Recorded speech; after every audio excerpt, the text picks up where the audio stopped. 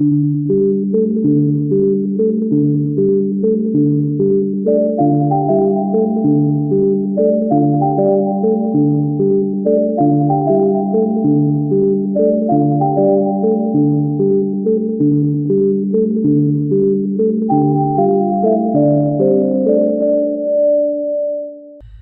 everyone, welcome. I hope you're all doing well. Today's video is the last video of 2023, and in this video we're going to talk about the next year, the year of 2024, a general reading for all signs from Aries to Pisces based on your ascendant. You can listen to this as per your moon as well. So I hope 2023 treated you well. Even if not, don't quit. Don't stop chasing your dreams. Don't stop dreaming ever. Don't doubt your dreams. Don't doubt yourself. So for me, 2023 was quite amazing because I found someone special. No, don't get me wrong. I found myself. Okay, I met myself because this year I overcame a lot of fears. I almost thought that getting rid of these fears will be impossible, but I could tap into my courage and overcame these challenges. For example, I'm a dentist, but I have a huge phobia of going to a dentist and get myself treated. But I did that. I got my dental treatments done.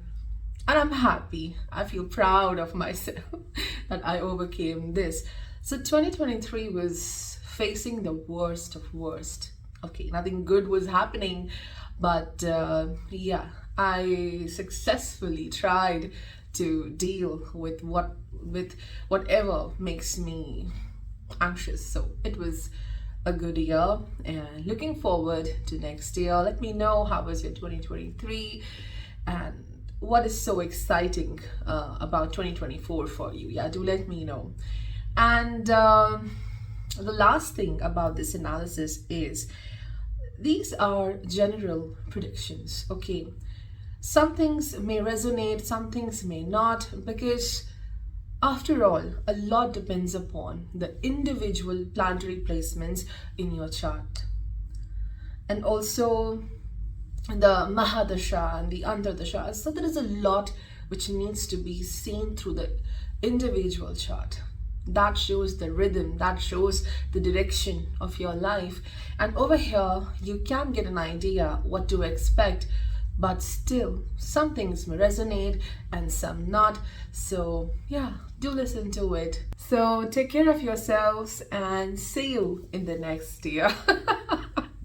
Okay, just 2 to 3 days left till 2024. See you after 3-4 days. Meanwhile, take rest, give yourself some good rest, and all the best for the next 1 year. So let's start with our analysis. Hey everyone, welcome. Let's talk about Aries. How will be the year of 2024 for you? So the key highlight for 2024 is Jupiter reaching to your second house. So you have Rahu in Pisces in your 12th house, and for initial few months, Jupiter over there in the first house, and then it's going to Taurus, which is your second house. So the start is a bit challenging, to be very honest, because there's a sense of loss you feel. The 2024 starts with I don't have sufficient, or I am not much sufficient for what I want to achieve or what I desire or what I want to create in life. So that feeling of lack is definitely there, but there's a very positive transformation which will happen as you move forward. It's not just about restoration of money. The finances will grow very nicely, but it is also the restoration of the value you see in yourself. There can be a bit of a challenge with a family member. because what you see, how certain things are important for you, for them it might not be that important, or they don't value what you value. So that kind of conflict is there, but you will regain that confidence, you will regain that power to go back to your old self. You're fully capable, you're fully doing your things. The productivity is definitely increasing this year. So yeah, the theme would be restoration, restoring what was lost and growing more than what you had. You're going beyond it, what you used to have at one point, whether it's your confidence, whether it's finances, whether it's how you fully use your talents. Jupiter is not just your 12th lord, it is also your ninth lord. So, the ninth lord transiting from the second house in Taurus, excellent opportunities which will enhance your finances. The opportunities which are as per your talents, your potential, your true worth. So, you can use that potential to great extent. So, whatever treasure you have, it's been fully utilized. It's giving you great abundance and opportunities to grow in life, whether as a person, whether with respect to money, but also there are certain financial liabilities, responsibilities towards the family. So from one hand, yes, you will going to spend some money for your family members, but on the other hand, this one other hand is earning a lot, receiving a lot as well. So yeah, let's look into the cards as well. I have already shuffled them. The first one is cherry. This is the best thing to start with. First sign, first message is the cherry. We have the beautiful cherry blossoms and the full moon, and this is a view of Japan. It's so pretty. Cherry blossom season, sakura. Okay, so this cherry does show a new season starts for you in 2024. Don't worry. Okay, we'll see this at last. Okay, this one is the panda. The next one is stillness. Then we have the energy is gaining momentum. Waxing moon, Brahman, the world, and then there is hummingbird song. Okay, I won't take a lot of time in adjusting these. Let's just start talking about these cards and the transits as well. So the thing is, this cherry is again resonating with the Jupiter's placement of a lot of value in the current in this current transit. Of course, right now Jupiter is in Aries, but this is a transition which you will see in 2024 with the Jupiter's transit in Taurus, and it shows that there is ending of something. The winter has been ended here, or something which was not working for you. You felt as if it will never change. It changes.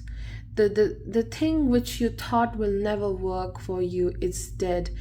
It's cold as ice, and from there blooms a beautiful flower. So that's what the cherry is indicating. There is so much of fulfillment you will experience in 2024 with money, with the personal growth, and feeling very happy and joyful. There is this understanding of whatever happened, the harshness I went through, there was a reason for it, and now I bloom like this beautiful cherry blossom. I will reap the fruits of my hard work and the efforts I was putting into my work. So the cherry is this value, happiness, and fulfillment as well. And the panda connects with the Rahu in the 12th house. See, Rahu in 12th house in Pisces. 12th house is a very sacred space. It's your mind, it's your subconscious.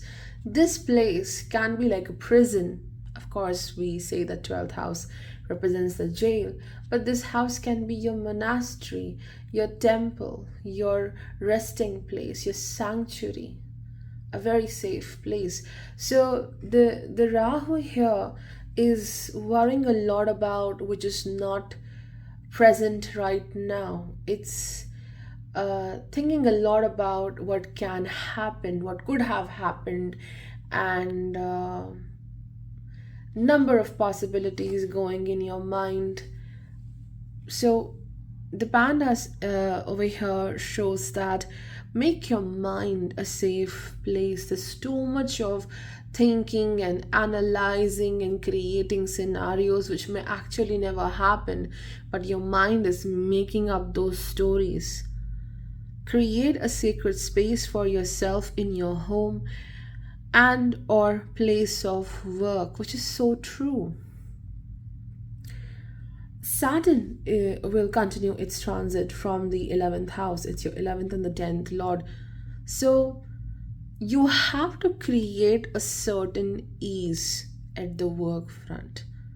Something needs to be changed so that you can be comfortable at your home and also at your workplace.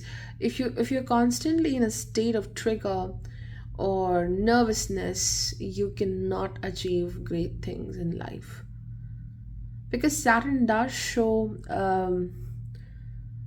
there is some change at work, maybe a promotion, maybe there is a new opportunity within that workplace, which might be a bit heavy.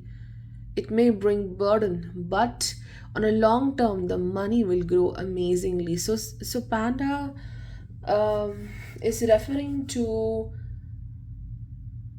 being more stable and focused with respect to your mind, not getting agitated very quickly, doing things with ease, not getting nervous or triggered before you even start doing your work.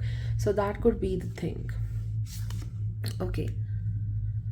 And also, there is stillness. Stillness also goes very well with the Rahu Ketu transit in this particular axis of 12th and the 6th house, which is, and also it also refers to, Saturn transiting from Purva Bhadrapada Nakshatra, stillness. Again, it talks about there is great potential of success and achievement in 2024. Make sure you don't talk a lot about your next move, the next step you will take. Just silently work on it. And again, practicing that stillness, not getting agitated, not getting nervous, or not getting too excited about what you are doing, the plans you are making. So do everything with ease and stillness. You don't have to worry too much about something. It will just fall into the right place. That's what stillness is about. Stillness here resonates a lot with your career. Not getting nervous all the time. Things can be done without getting worried. That's what you are learning. And then we have this energy is gaining momentum, waxing moon. So this again resonates with, as I said at the start, for Aries, it is about restoration, something which was stuck and it was not working. Now it's gaining that momentum, it will restore. And most importantly, it is the restoration of your faith in your own self. You will say this to yourself: I'm done being worried. I'm done being overthinking. I'm done being stagnant and doing nothing, just worrying and doing nothing. I'm done being creating so many scenarios in my mind, but it's time for me to be there out in that huge, huge world and create better things for myself. I can create. We have the world, the Brahman, and this is the Brahma who is the creator. We have the cherry, which is again about coming out of a very harsh and brutal winter season, and that weight, that patience you showed is now giving you that result. And with that result coming in, you're very positive towards life, towards what you want to attain or create. Again, the create word is coming back to me because you want to create something in your life. You want to create a space for something. It could be money, it could be love, it could be healthy lifestyle. You want to because how will you create a space in your life? By removing something. And what are you removing? It's the clouds of overthinking and what might have happened previously. And the last card is Hummingbird Song. Nectar of sweetness in joy, it brings the hummingbird's healing as medicine, it sings. So you are going to sing like a hummingbird. Second house, Jupiter. This is also a very responsible house of how you speak, the tone of your voice. So there's a lot of sweetness which comes within how you talk, how you connect. And this hummingbird song is also about, absorbing all that nectar of life, the goodness of life, the sweetness, the happy moments of life, indulgence, um, getting into this celebration mode. Some kind of celebration may happen uh, within the family circle, eating good food, focusing on what is good in life rather than overthinking about what is not good, what is not working for you. So, yeah, that's it. So, last thing I want to talk about is Ketu in Virgo for you.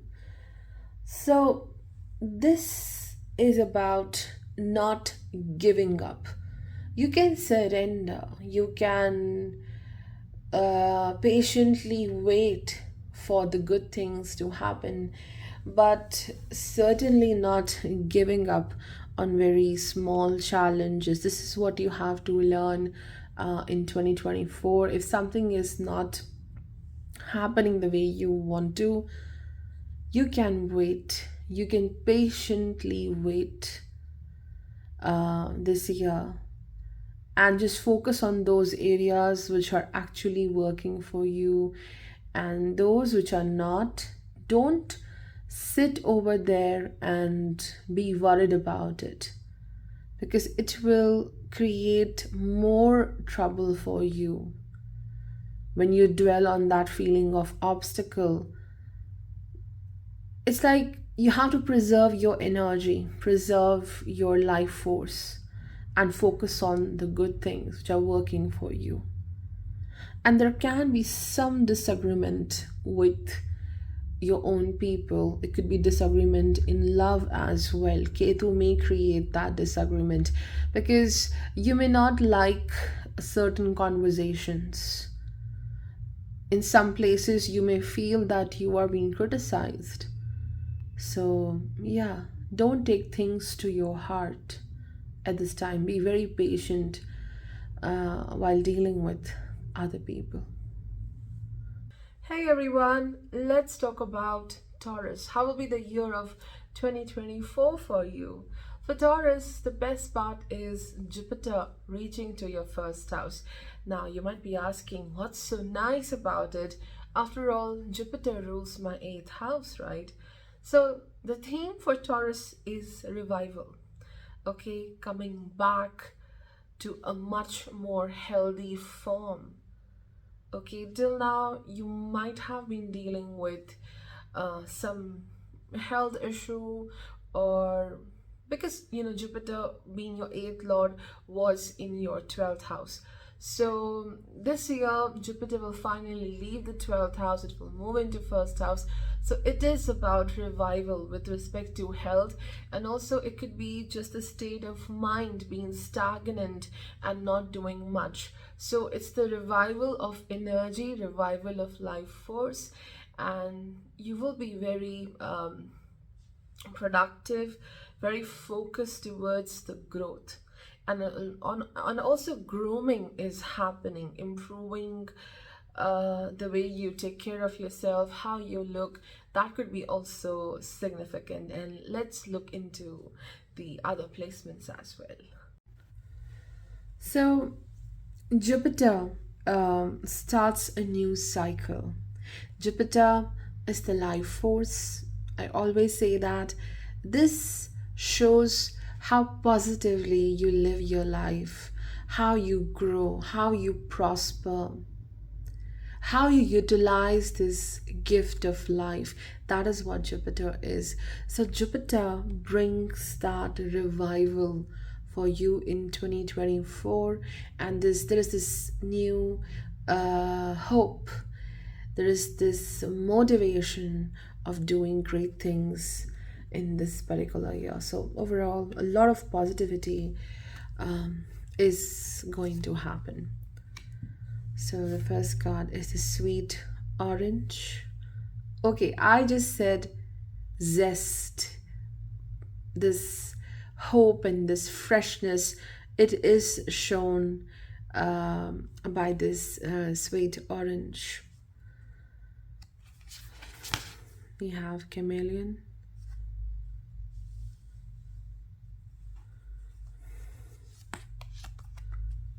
pleasure,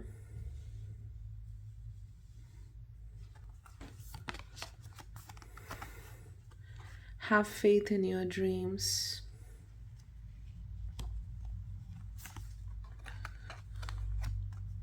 the fool, vidushak,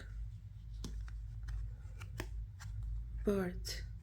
So as I said, Jupiter is the eighth lord, right? And it transits from your first house in Taurus.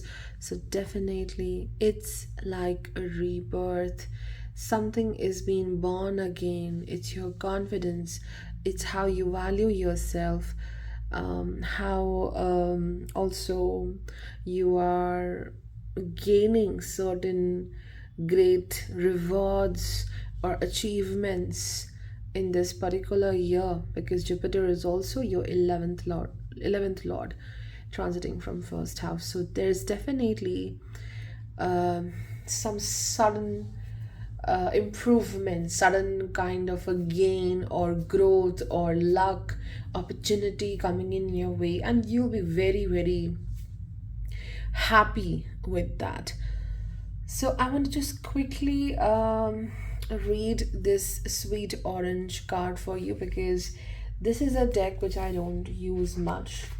So I have this guide with me.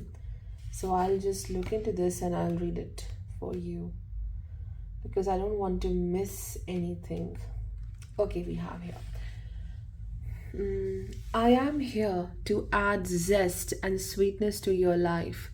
The fragrance of my flowers will lift your spirits and remind you of the beauty of life, and my luscious fruit will feed you, helping you to live each day to full. So this is what I'm trying to say. Living your life beautifully to your highest potential. And there is joy as well. Your enthusiasm and energy are infectious. They inspire others to follow your shining example, and they also fuel your own desire to reach new heights and discover exactly what you are capable of achieving. Exactly. That's the beauty for this transit. And there is a revival. There is a revival because you disconnect from what others think is important for you. And you finally connect with what you feel needs to be done. It could be breaking some old pattern, leaving some kind of habit behind, and starting again, taking care of your health. So that could be the thing. And then the next card is the chameleon. Stay in the background and adapt to the situation rather than being conspicuous and attempting to direct the course of events. So now this chameleon is again the eighth lord influence. Jupiter is your eighth lord, right? And also, this could be about your work situation as well. You have Saturn in the 10th house, 10th lord transiting from the 10th house. So it is about you can have your opinion being shared with others. You can share what you feel is right, but Saturn over here indicates a great need to adapt to the work situation, to get into that place, understand the structure, how things work.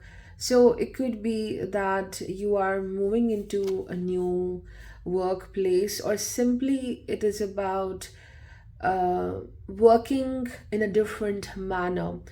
The rules might be changed.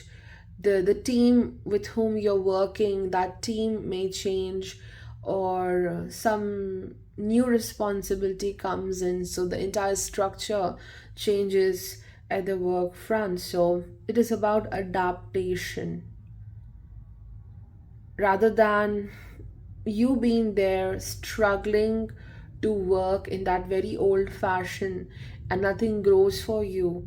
This is a reminder for the Saturn in the 10th house that you can be learning something new in this place. This could be the way to achieve big things, but for now, learning to be with that atmosphere, growing there, learning about some kind of future trend with respect to your business, future trend with respect to your job profile, the designation you have. Learning how to survive in the future starts from this particular year. Something regarding your skill will get improved if you start working and start blending with this atmosphere. Or it could be simply that the work atmosphere is not very easy for you, and this chameleon is saying that okay, let's just be there for a while, just adapt to that environment. You don't have to be rebellious, just be there and see what happens. Okay, camouflage, just be there and don't let others see it on your face that you're feeling uneasy, you're not happy. It's like wait and watch. Be there, wait and watch, and see how things unfold rather than being instantly rebellious. That's what the chameleon says. And then we have pleasure, which again connects with I want to live life in a certain way. Maybe I want my room to look like this. Maybe I want my wardrobe to look like this. I want to eat my favorite food, or maybe I have this awesome menu for myself. So I'll just change my diet like 7 days a week, what I need to eat. Finding that joy, pleasure, comfort in every bit, everything you do in 2024. And this is also like because we have this starry night and then there is moon in the background, and this reminds me of Mrigashira. We have a deer here. This is about searching not just the pleasure, which is about food or the great treasures and whatever, enhances your senses, but this is also about finding love, because Jupiter will look at your seventh house. So for a lot of people, this is about finding the pleasure which comes through the love, that nectar of love, finding. So yeah, it could be meeting someone significant in 2024, and then yeah, they go together. There is a quest to find something which makes you happy, and it says don't give up, have faith in your dreams. Rahu in the 11th house in Pisces. So there's a lot which you desire in 2024. It could be many, many things. And of course, Rahu here is like, okay, this is my list. There are hundreds of things in this particular list I want to achieve. But I think it is also a reminder. Yeah, it fell down. So yeah, this is a reminder that a lot of your dreams will be fulfilled, but certain dreams are just about pleasure. It has nothing to do with your spiritual development or professional development. Certain dreams are just, revolving around pleasure, the joy of the present. But there are such big dreams as well which needs to be fulfilled. Rahu may create that hurry, that okay, I wanted to do it all now, I want to achieve all now, and it leads to a lot of confusion. It is also impacting the friendships for a lot of you because we have this card.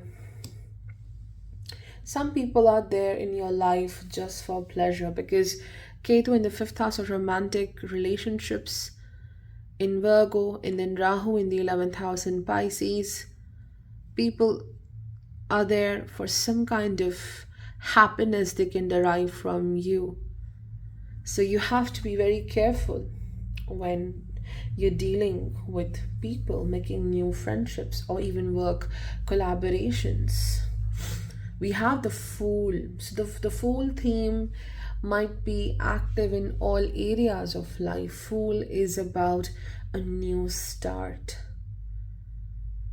Fool is about viewing things with your own mind, your own perspective, not what others are showing you. So that could be the theme of Rahu in the 11th house in Pisces, greatly influenced by others, what they are achieving, what plans they have, what they expect you to do. So in multiple ways, your life journey is being influenced with what they are doing, but instead you are the one who has to initiate your own path.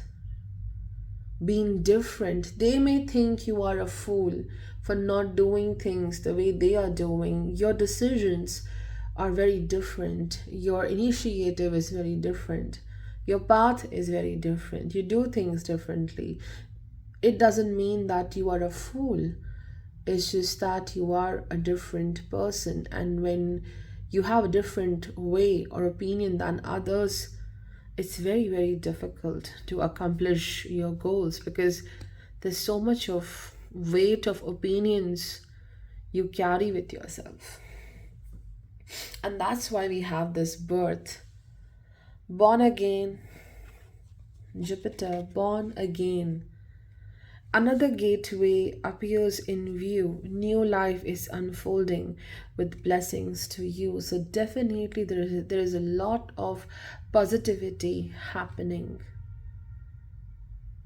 And I think despite of new friendships and love coming into life, this one year is more about self focus.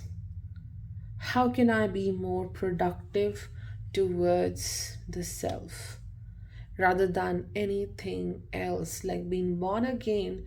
See, we have two themes, which is about a new start, the Fool and the Birth. Both are about the child in you starting a new cycle, which also comes from the Jupiter in the first house. So you have to be also careful of others coming in your path and misleading you. And yes, finances will grow abundantly. Sudden gain of money, sudden growth in your business, or there is this promotion may happen. A very good potential for financial growth, or some kind of inheritance also coming into your life. Hey everyone, let's talk about Gemini.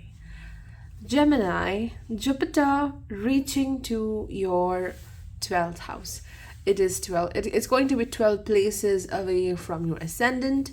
It's going to be 12 places away from your moon. It's high time that you should give some rest to your mind. Yes, very true. And focus. Focus on what makes you happy, what you love the most. Invest time into those things which can help you to grow. That is the theme of 2024. Yes, 12th house Jupiter in Taurus. This is about taking a pause, isolating yourself from all kinds of dramas, and just focus on the growth. Now, Jupiter, is a very crucial planet for you. It rules the 10th house. For Geminis, it is about career. And for few months initially, yes, it continues its transit from the 11th house, which is about your clear focus on expansion of money, doing everything to grow as a professional. You invested a lot into your friendships. For some people, I could say that you didn't had so much for self, but you were giving more to others. But Jupiter's transit for you next year in 2024 is about taking all the energy back, isolating the self, and focusing on your career. How you can, no, it's not about money, it's about you being a professional and what value can you add further, how you can make your job profile more amazing. So there are two things. It's about resources. Okay, Taurus is about resources, so handle your resources with care. Now you have no time to waste, because I was telling you, you were doing more, giving more than what was required. Now bring those resources back for yourself. And also, Jupiter in your chart is the lord of the 7th house, so partnerships, marriage, relationships. This is again a certain break, because your 7th lord transits 6 places away in 2024. So this is about, again, not giving that value which is not deserved by the other person. That is the thing. And relationships, the partnerships, with the business partnerships, a bit of slowdown is going to happen for you, because as I mentioned, it's time to take a little break and focus on the self needs, and there is more of spiritual growth for you. It's like, okay, now I need to sit and see what I have to create in my life, rather than dealing with a lot of people. Some kind of disconnection from people is happening, so that you can further grow as a person, as a soul, as a professional as well. See, this is what I mentioned. The first card is pomegranate, and this is a symbol of fertility, enrichment, fulfillment of passion and luxuries. So this could also be that you spending a lot on yourself in 2024, and you need to take care of how you spend your money as well. Same thing is shown by Jupiter. Then we have the mountain goat. It says there's something out of balance in your life, so do whatever you need to do to correct it. See, I was just saying this. You were giving more than what was required. You were putting your energy into wrong places as well. And then there's Ketu in your fourth house of emotions, comfort, security. It's in Virgo. Some necessary things needs to be done, some disconnection, some kind of emotional investment you are doing. You should not continue with that anymore, because that is creating this imbalance. And when I see this mountain goat, it reminds me of Capricorn. Capricorn rules over your eighth house, and the eighth lord Saturn is in the ninth house. Saturn right now, yes, this card represents Saturn, I would say. Saturn, the entire year in 2024, it's just telling you that, see, you have so much of potential, and you need not to look outside to learn things, to get that guidance. Just look back to the memories you have collected, the experiences you have gone through. These experiences will guide you. And yes, Jupiter will also transit from Purva Bhadrapada Nakshatra, Jupiter's nakshatra. So, learning what a true commitment is, learning what a true relationship is, that kind of understanding will come to you. Because, again, as I mentioned, there is some kind of emotional challenge for you with the Ketu in the fourth house, and Saturn being the strict teacher, it's in the ninth house. And then it will transit from Jupiter's nakshatra. Jupiter rules over your seventh house. So learning where you can really, stay and work on that relationship, and from where you have to really move on, respecting yourself and moving on from that situation. As if Saturn is saying, you did enough, you waited enough, now it's time to just take your power back. And we have, okay, see, this is what I was saying. Step out of your comfort zone, North Node. We have the Wheel of Fortune, Dharma, ninth house, Saturn. See, we have two cards just saying the Saturn. And I think they also remind me of one thing. Do your best, but there's always a divine plan. Like you have your free will. You can take necessary actions, but at one point with this North Node, Wheel of Fortune, there is a certain plan which will happen. So don't worry too much about the future, whether your efforts will give you the right result or not. You will fall into the right place. You will be guided in the right direction. That's the message.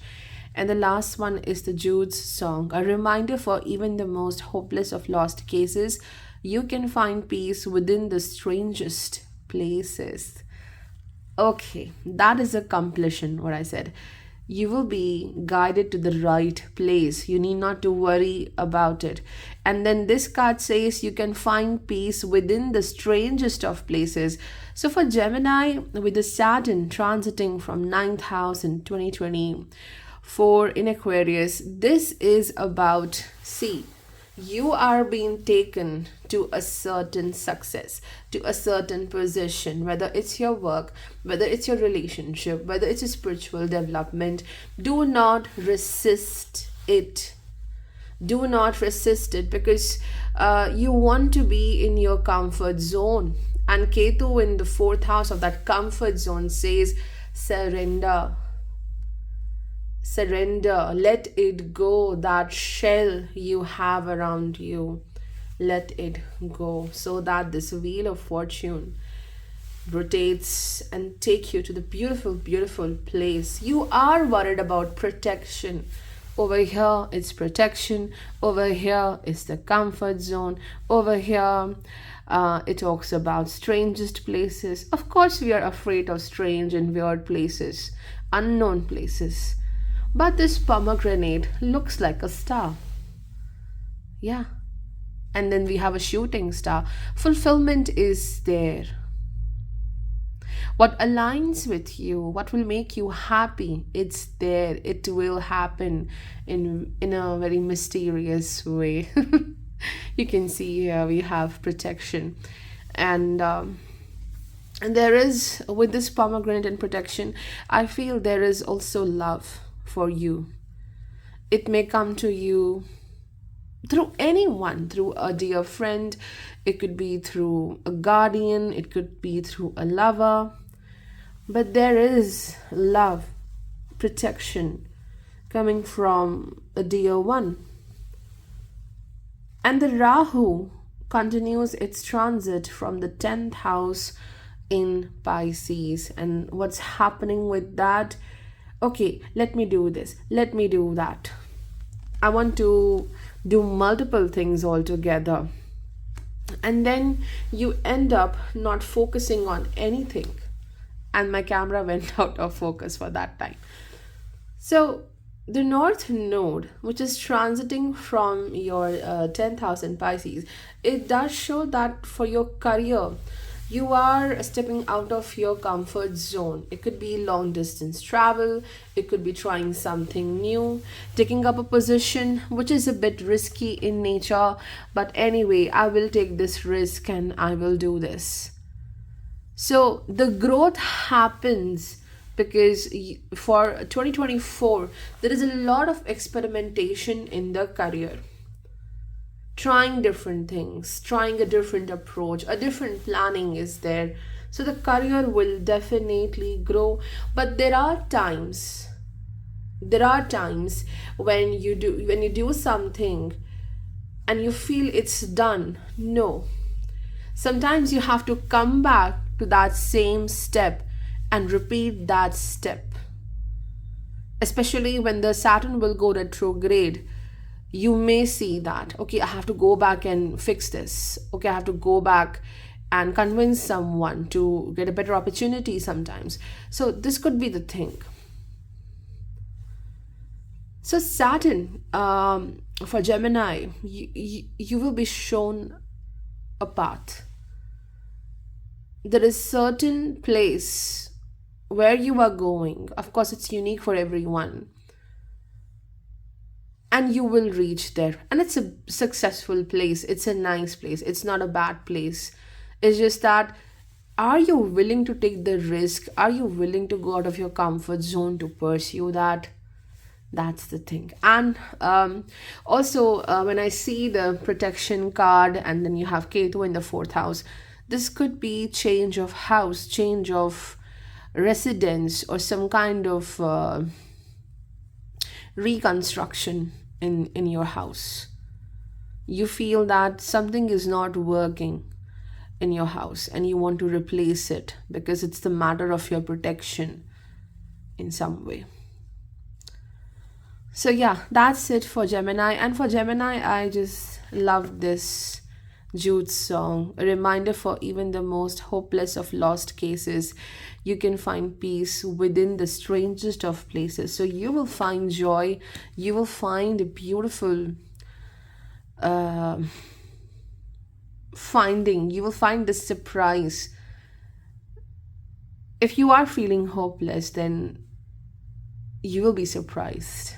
You'll be surprised in the most unexpected place. That's the surprise. So that's it for Gemini. Hey everyone, let's talk about Cancer. For Cancer, in the year of 2024, Jupiter reaches to the 11th house in Taurus. In your chart, Jupiter is the 6th lord, and also it rules the 9th house. So for you, Jupiter brings that much awaited growth, fulfillment, and definitely there's forward movement, quick movement happening in the profession, in finding the right opportunity if you're waiting for a good opportunity. And you also have Saturn in the 8th house. Of course, we have to see Saturn because it will give us an idea how the career will be. So Jupiter definitely improves the financial situation. It brings that success, that period of growth you wanted to prosper. So that will happen, but still, with Saturn being in 8th house and how it transits from the Purva Bhadrapada Nakshatra in 2024, there is still some patience required for the Cancer people. Maybe it's not like the exact environment you want to grow and thrive. Something wrong with the environment, the conditions.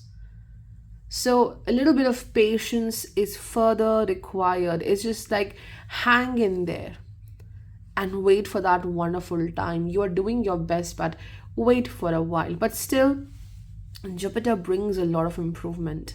And of course, Rahu in the 9th house in Pisces, it will continue to bring constant opportunities. Now, it's you who have to decide which opportunity will be right for you on a long-term basis.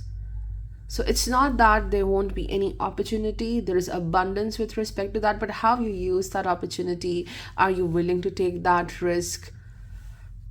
So that needs a lot of thinking and introspection. So yeah, we'll talk about the transits further, but just let's look into our cards as well. Hazel is about boundaries, and straight away this card reminds me of the Saturn transiting from your 8th house.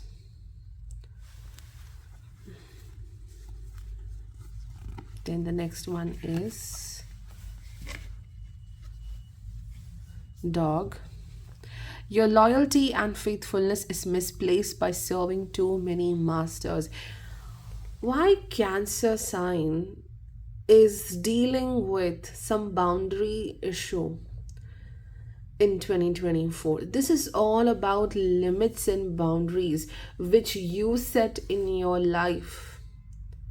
This is also about boundaries. Diligence. That's a very beautiful card. And we have nothing is yet set in stone, mutable moon, hanged man, Tyag, and then we have heart healing. Okay, so the first thing which I feel where you have to focus the most is, yes, your Saturn in the 8th house transiting from the Jupiter's nakshatra Purva Bhadrapada.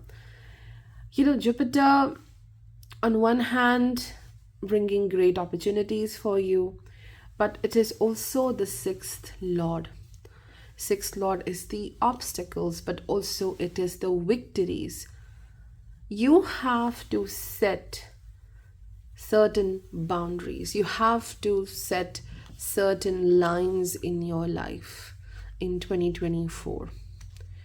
It could be your workplace, it could be your important relationships, because there are some people who may take a lot from you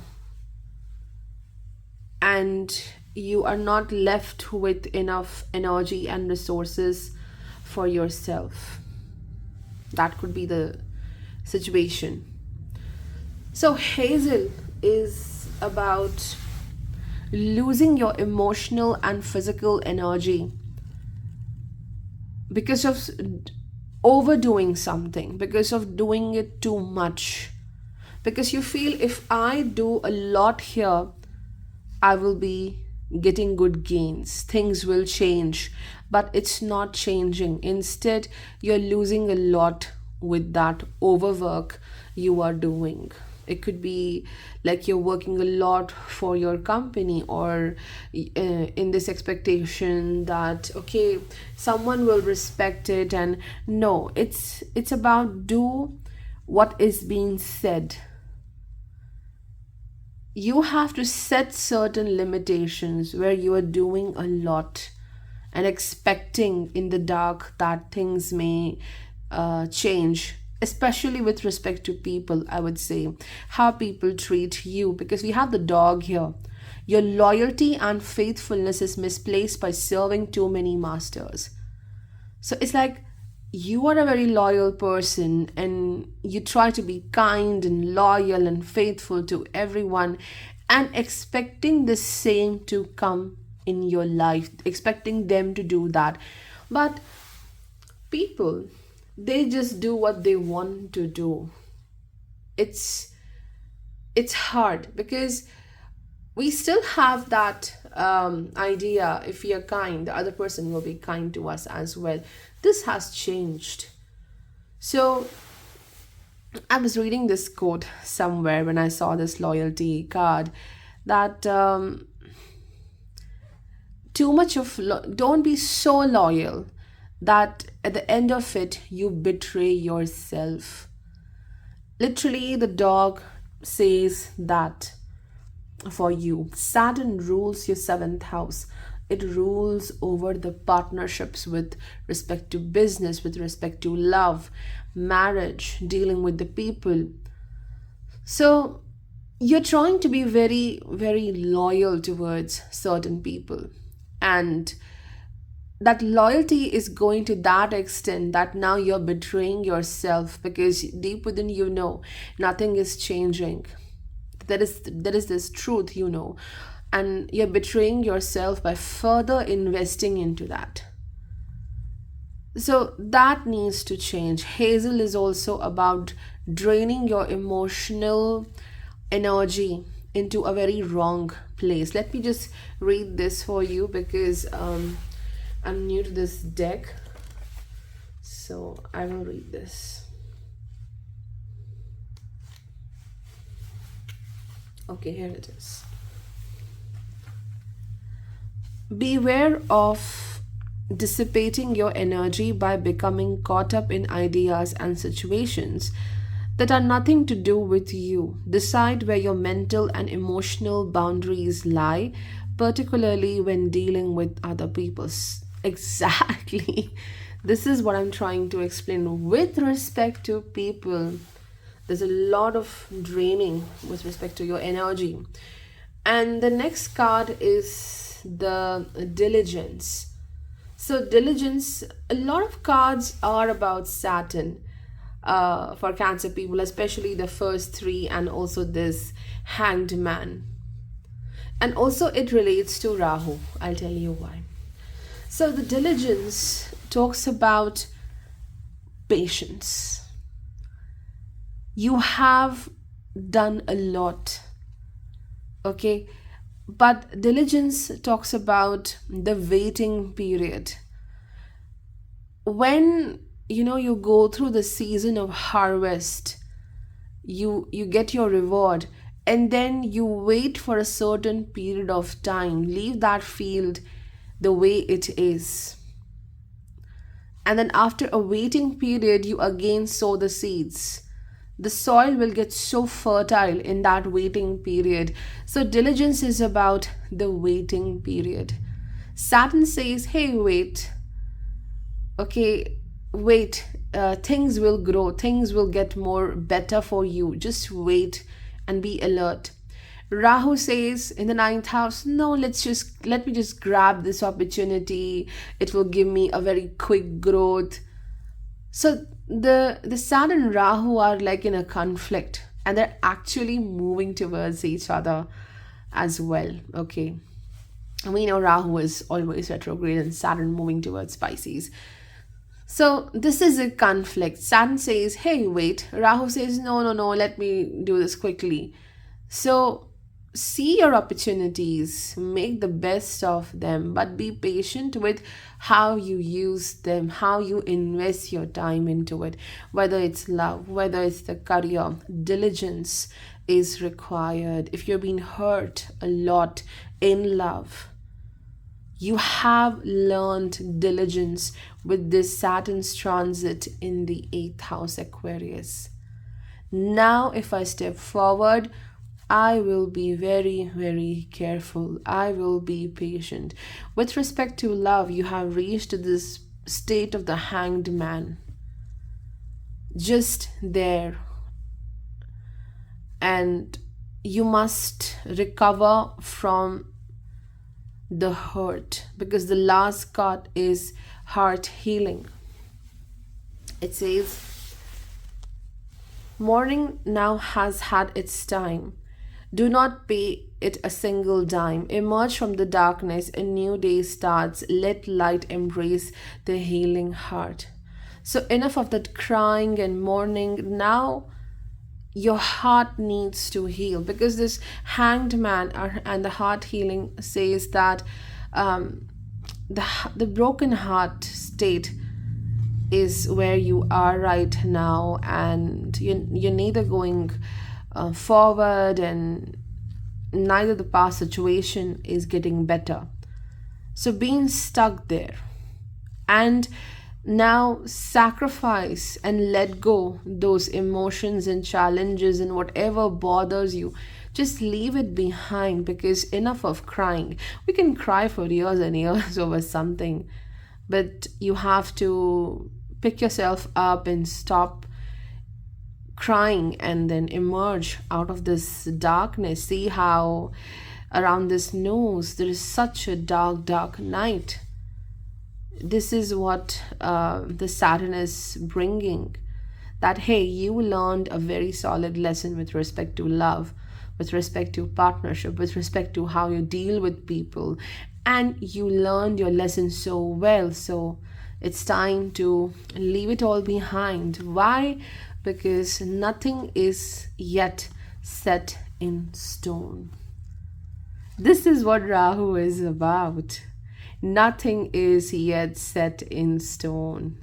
There are endless opportunities waiting for you. There's endless potential of growth, and there are endless adventures and experiences waiting for you.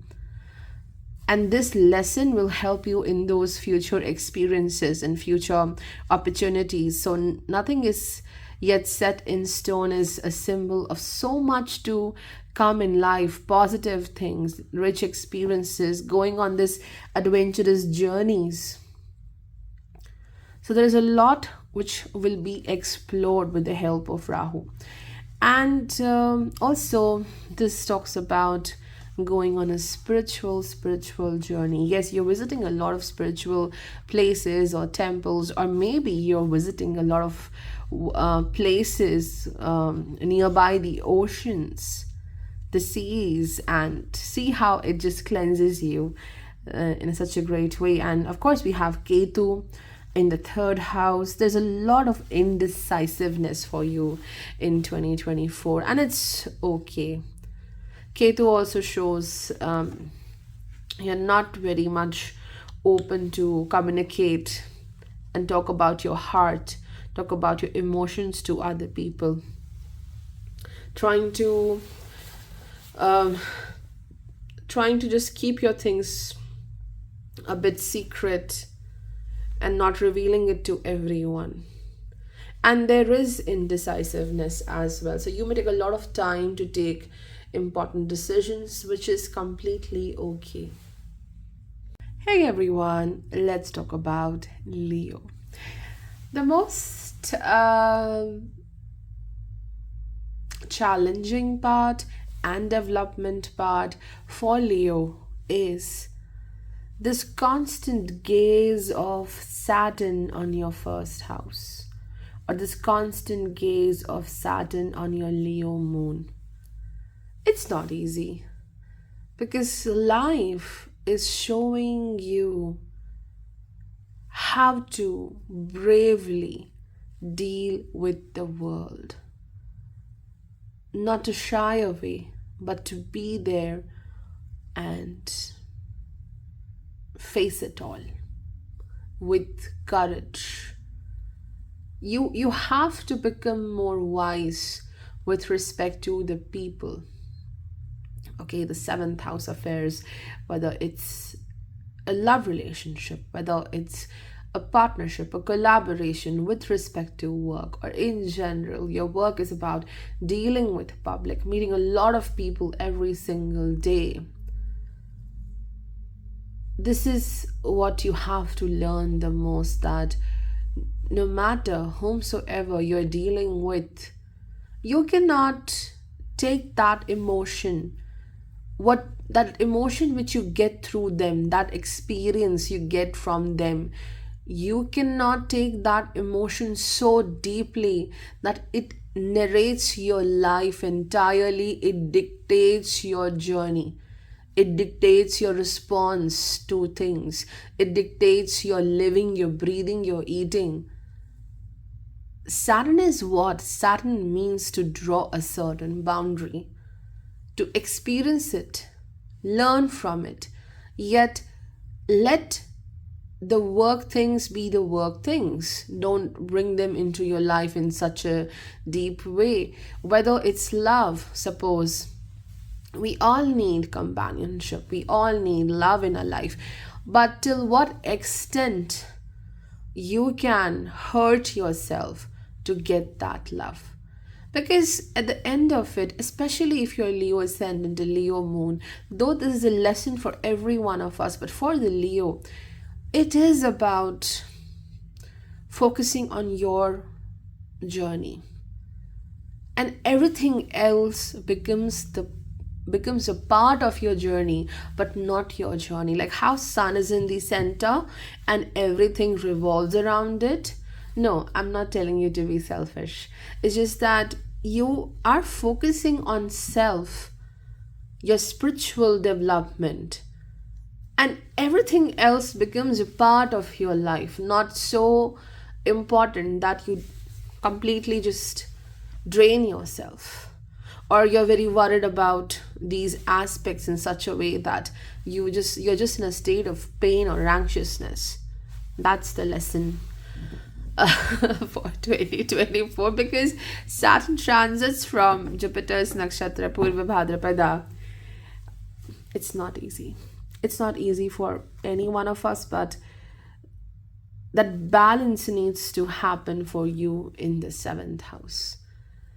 You have to decide how much will you allow anyone to hurt you, disrespect you. You are the judge here. You are the protector of self. Or how much you want someone to depend upon you. So creating that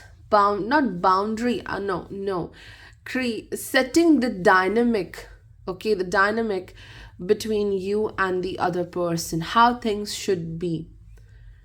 That's what you have to learn. So the first card is the Baobab. This is a deck which I rarely use, so I have to see what does it mean. But yeah, they are a symbol of survival in the most extreme conditions, and it stores a lot of food and water for a long period of time. So this is also about survival. This is about sustainability for you. 2024 is about how can I preserve my resources. Ketu in the second house in Virgo. Be very careful with the money. Be very careful with the resources, how you use them. A lot of planning needs to happen because, yeah, the sustainability again. And then we have this meerkat, I'm sorry if I'm pronouncing it wrong. So it says get support from a trusted group of like-minded friends. Okay, we'll talk about that. So though it says a trusted group of like-minded friends. I would replace it with like-minded people. Get support from a trusted group of like-minded people. Again, Saturn in the seventh house. You have to be in the right place. If you feel that being in a group, being with a certain person is not taking you anywhere, and you are so broken that literally you are struggling to make your money, to do your basic work, daily routine stuff, then what is the use of that relationship or that group of friends?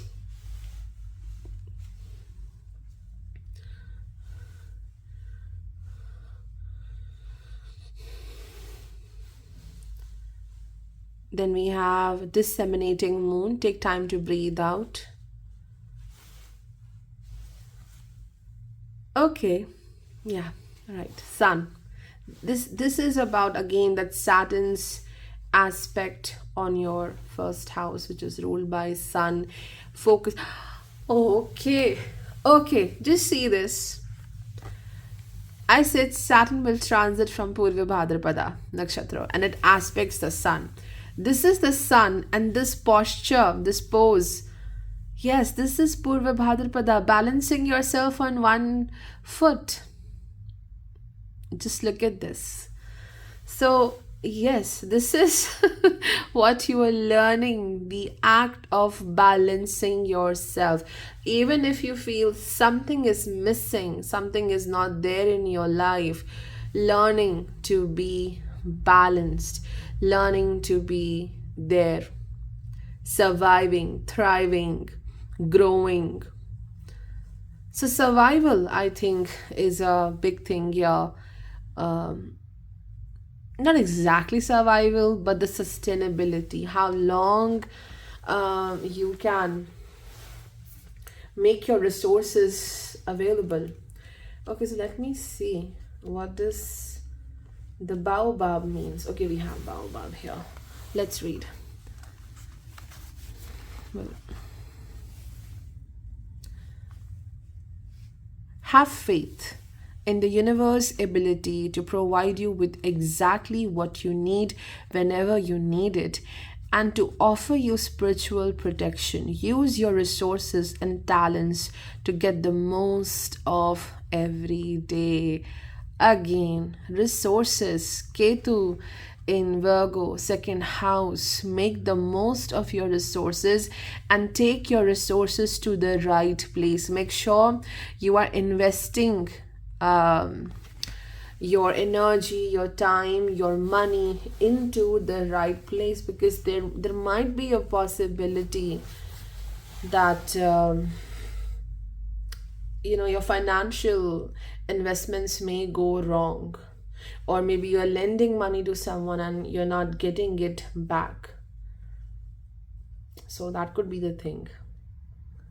And again, I see a theme of relationships for Leo. It's all around the relationships, because Ketu is in the house of family in Virgo, Saturn in the seventh house of marriage, partnerships, meeting people on a daily basis.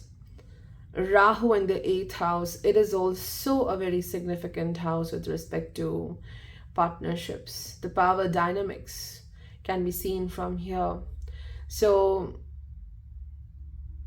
it's a bit confusing with respect to people. Rahu in the eighth house for you in Pisces shows the need to be secure, need to be in a well-defined place. I want a certainty in the matters of my money. I want a certainty in the matters of my relationship. But no, it's not happening with Rahu. The Rahu also connects with this. A cure for longing. Love is happiness, a spark inside. Live deliberately and choose boldly, and then you have arrived. So there is a deep need of love or to be loved. There is a desire There's a desire of passion or desire, because since Rahu is in the 8th house, but it's in Pisces. So more than passion, it's the deep desire to be comforted, protected, and loved. There's a deep desire to find this ultimate mental peace. So that kind of longing the Rahu is giving. And it says that choose boldly and then you have arrived. So you have to take certain bold decisions in 2024. Your heart will say, okay, let me do this, do that, let me choose this for myself. But no, you have to be practical. You have to go with certain bold decisions, no matter how your heart convinces you, no, the other decision is good for me. So there is longing with respect to love as well. Love is happiness, a spark inside. Saturn in the 7th house. There's a deep desire to be loved. And the love will come from the trusted group of people, like-minded people. It is. You will embrace new people. You are making new friends. New partnerships are there. But it's not like an instant connection. When you meet people, when you talk about life, you will understand how like-minded you are with the other person, how there are so many similarities with respect to talents or potential, or just thinking about the life, the philosophy. This brings this great connection in your life. And embracing is again a very important thing. Embracing the uncertainty which Rahu has to bring in 2024. You cannot be afraid all the time. You cannot be anxious all the time. Just be still. Just be still and wait for the right moment, because this sunrise over here is happening and you have embraced this hope that good things are going to happen. In the dark also, you're embracing the hope and the faith, and you're working so hard to balance yourself. And also certain breaks may happen for you. You may take a lot of breaks this year, maybe because of, no, I'm not saying some break will happen and your career will get challenged. No, it's just that Rahu brings in those little breaks for you to reset something, because Rahu is in Pisces and Jupiter transits from Taurus in the 10th house for you. So with respect to career only, I would say some halts may happen. You may take it by yourself because you want to reassess something with respect to your work and your profession. You want to go for a better opportunity where the finances are getting better for you. So to pause and to initiate again with respect to the career path happens for you. Take time to breathe out. Disseminating moon. A lot of rest is required. Moon rules your 12th house. So you have to unwind. You have to relax. What you do before going to sleep matters a lot in 2024. So relaxation is significant. And Saturn does indicate new people entering into your life as friends, maybe as business partnership or love. But are they trustable? That is where you have to work the most, learn the most. Hey everyone, let's talk about Virgo. For Virgo, the year of 2024 is about introspection. That is the theme, looking within. I know it sounds cliche, looking within, but this is what it is. Ketu in Virgo in the 1st house. What is Virgo? Virgo represents your 6th house. It represents dis-ease. Whatever keeps you in this uneasiness Ketu says, let it go. So, or even Virgo rules over the digestion, how to, absorb that nutrition and then leave all the waste behind. So, this is what Ketu is indicating, dealing with something which keeps you uneasy, but at the end of it, surrendering and leave it all behind. So, Ketu in your ascendant, Ketu over your moon in Virgo. You want to isolate yourself, you want to limit the talking and the connections, but also it is happening like on a physical level, or you're not talking to other people, okay, emotional disconnect. But still, there's a lot which is going and processing deep within, and it will take some time to balance it out. Or I would say that 2024 is about deep cleansing and healing, and for that you have to separate yourself from others so that you can be more energetic and productive as well. And Rahu in the 7th house in Pisces, Jupiter going into Taurus, which is your 9th house. So Rahu in a dual sign, the two fishes going in opposite directions, and this is something, I would say it looks similar. It looks similar. This is about balance of something. Two things, two aspects of life.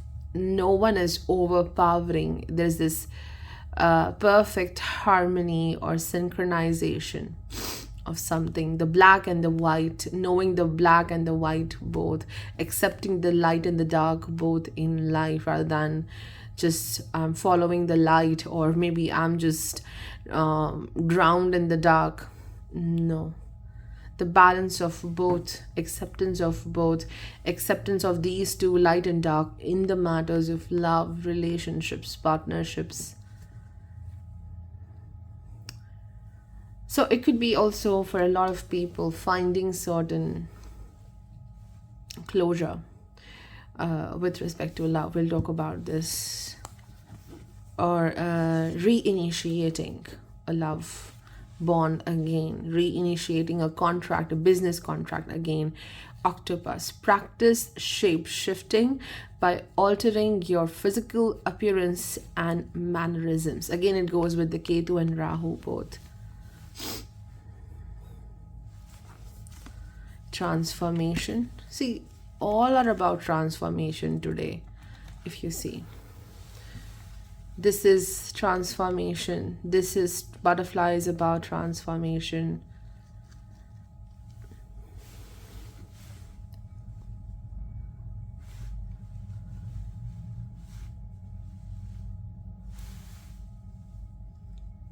Okay. Then we have time to give rather than take, new moon in Virgo.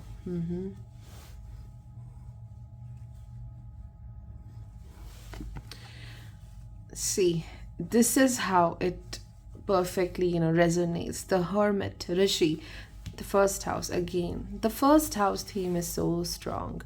And then we have distant dream. It says, the distance calls your heart to roam free. As you dare dream it, so must it be.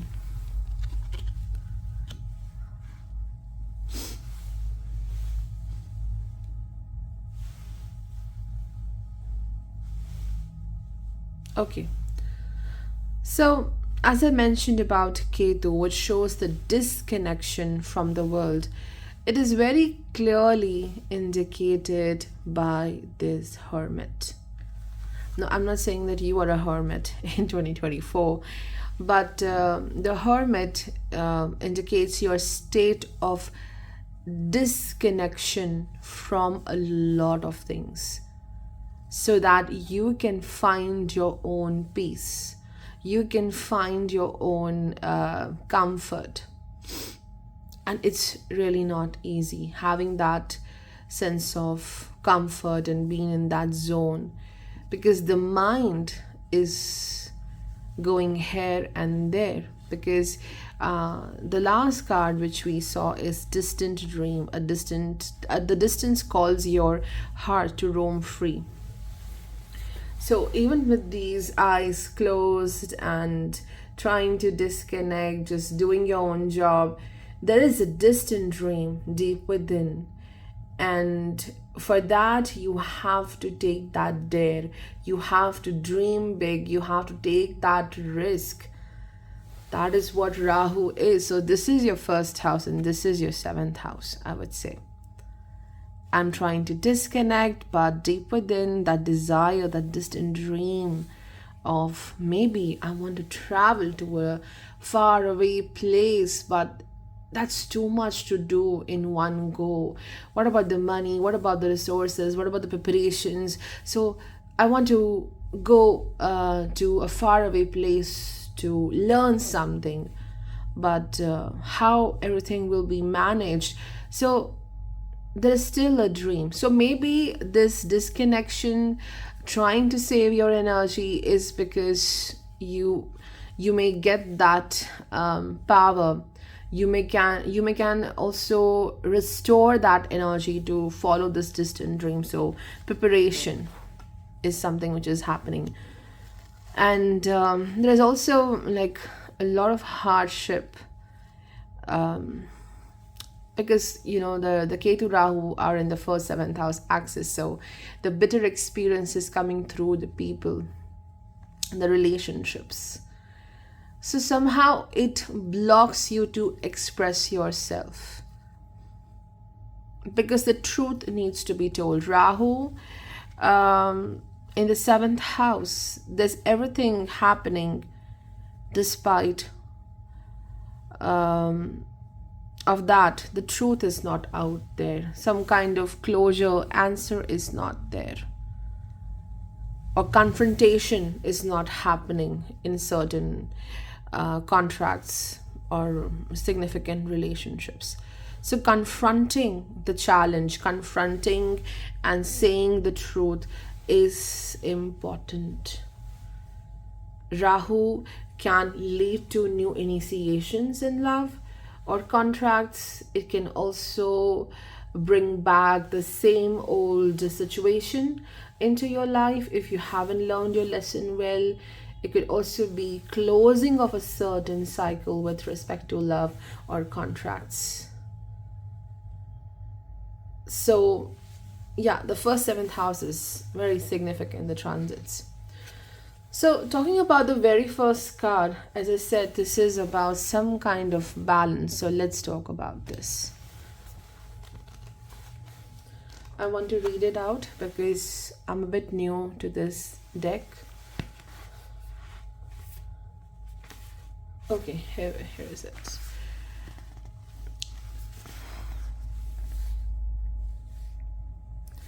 Find the connections between you and the people and animals with whom you share your life. Do your best to create harmony with them and to empathize with them even when their behavior perplexes you. So yeah, it completely goes with the seventh house, this white mulberry. You don't have to decide very instantly, okay, this is not for me, so I'll quit this. Okay, this is for me, so I must work on it.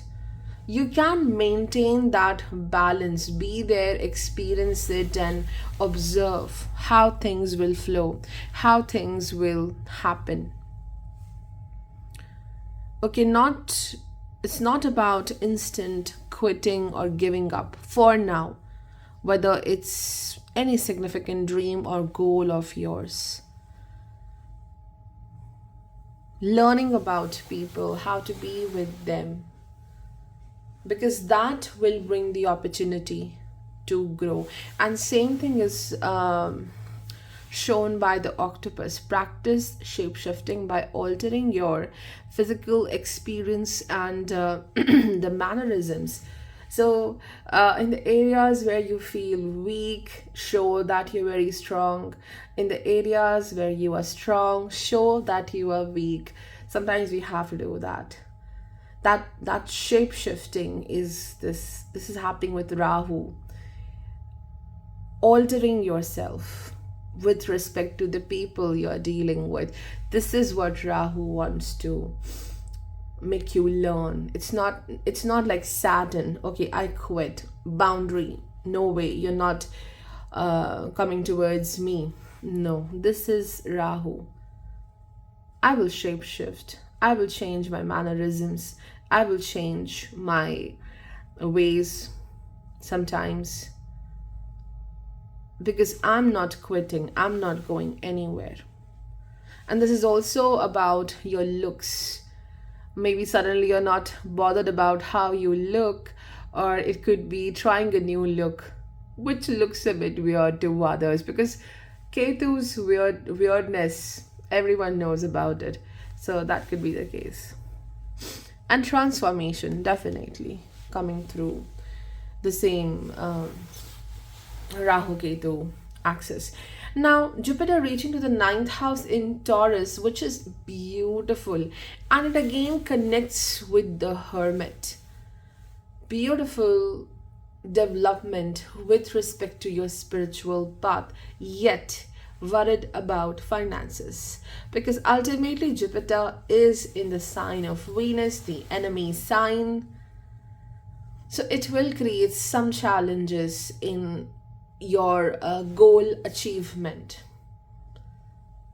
You will be maybe going to different spiritual places, but still deep within there is some kind of tension with respect to money, and you may take up a journey to a different place to get some guidance, to get some help, someone who can guide you with respect to how to earn more or save more. A guru may enter into your life with great help. You will be doing very well with your health, with respect to your spiritual path and everything. So great luck comes through Jupiter, but Jupiter is not easy with respect to love again, because we already have Rahu here in Pisces, and then we have Jupiter in enemy sign, 7th lord in Taurus, and then we have Saturn in the Jupiter's nakshatra Purva Bhadrapada in the 6th house. It does show conflict.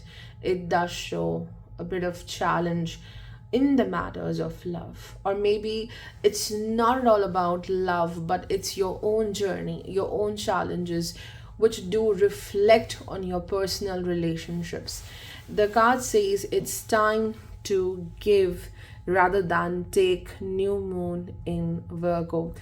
I'm not saying that you are someone who just takes and takes and never gives, but this is about opening up to the world. Be brave to give a part of you. Be brave to share your happiness, your help, whatever you can do for others. Maybe the experiences were as such that people take more and more but don't give. But don't be afraid of giving when it is required the most. You have to be the judge here, that who actually needs your help. Don't give up on those people who really need your help. It's like it could also be a message with respect to love, that you feel everyone is same, but that is not the truth. There is a fear of giving because everyone brings that challenge. Saturn in the 6th house in Aquarius, a challenge in trusting the world. And Sun's transit in the Purva Bhadrapada in the 6th house, there is a lot of work to be done. New responsibilities, a lot of workload, and then there's too much of work, but you will continue to make progress in the career, excellent progress in the professional front. And for some people who are in some kind of debt or some kind of court litigation issue, Saturn may create some struggle for you. there is more of anticipation and chaos happening because of it. Otherwise, Saturn is actually helping you with respect to your work. You're working hard, and you are really, getting rid of a lot of competition because you're doing so amazingly. For Libra, in the year of 2024, Jupiter will move into your 8th house in Taurus. In your chart, Jupiter rules the 3rd as well as the 6th house. So, Jupiter brings some kind of preparation, like saving, resting. Because when we rest, we recharge ourselves. That energy, physical energy, emotional energy, to save your resources, to save for the right time, to save for some kind of test, to save for the uncertain times. So, Jupiter here is about saving your finances and resources.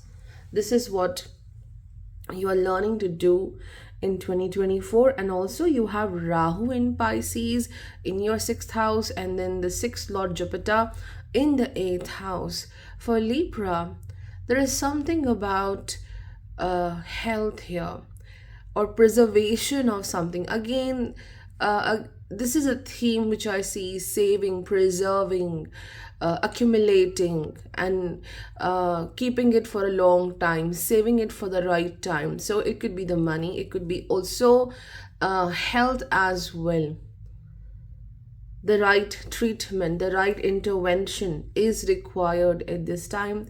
Do not ignore any minor symptom, whatever comes to you. Take care of your health, because that may interfere with your ability to have joy and enjoy your journey. Because ultimately, Jupiter is the joy.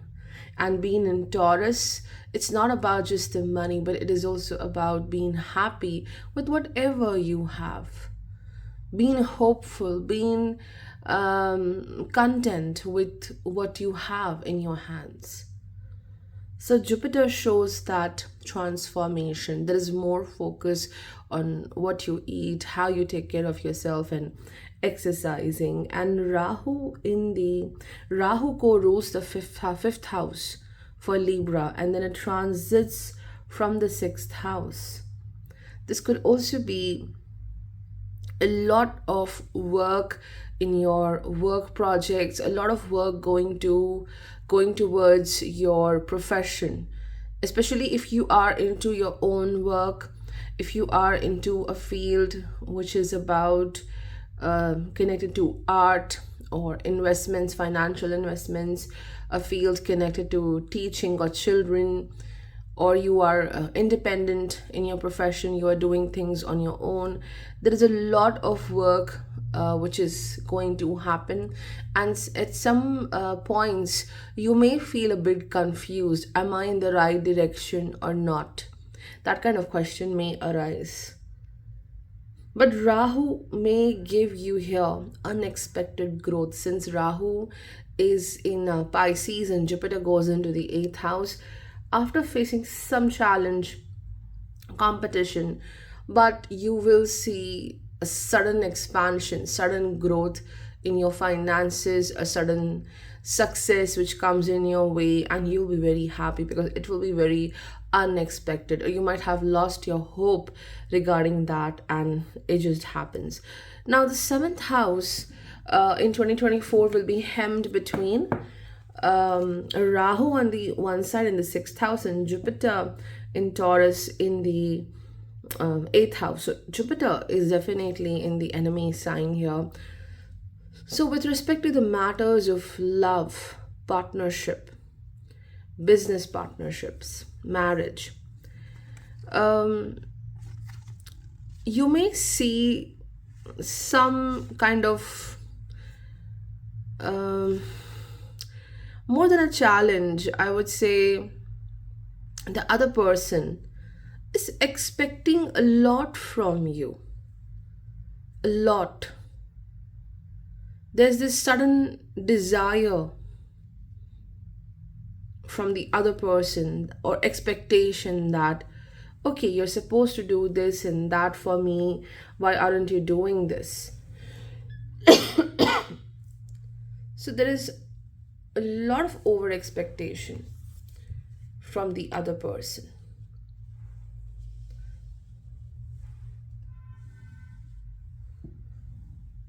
And you may feel burdened, you may feel um, drained because of those expectations. Any kind of collaboration, partnership, it's not um, easy, because you are being forced, or you are being intimidated to do things quickly, to do more than your potential here, more than the energy you have, and you have to invest into that work. So the partnerships are a bit like there is over expectation from you, and you will be like, okay, I am not ready for this, what's happening?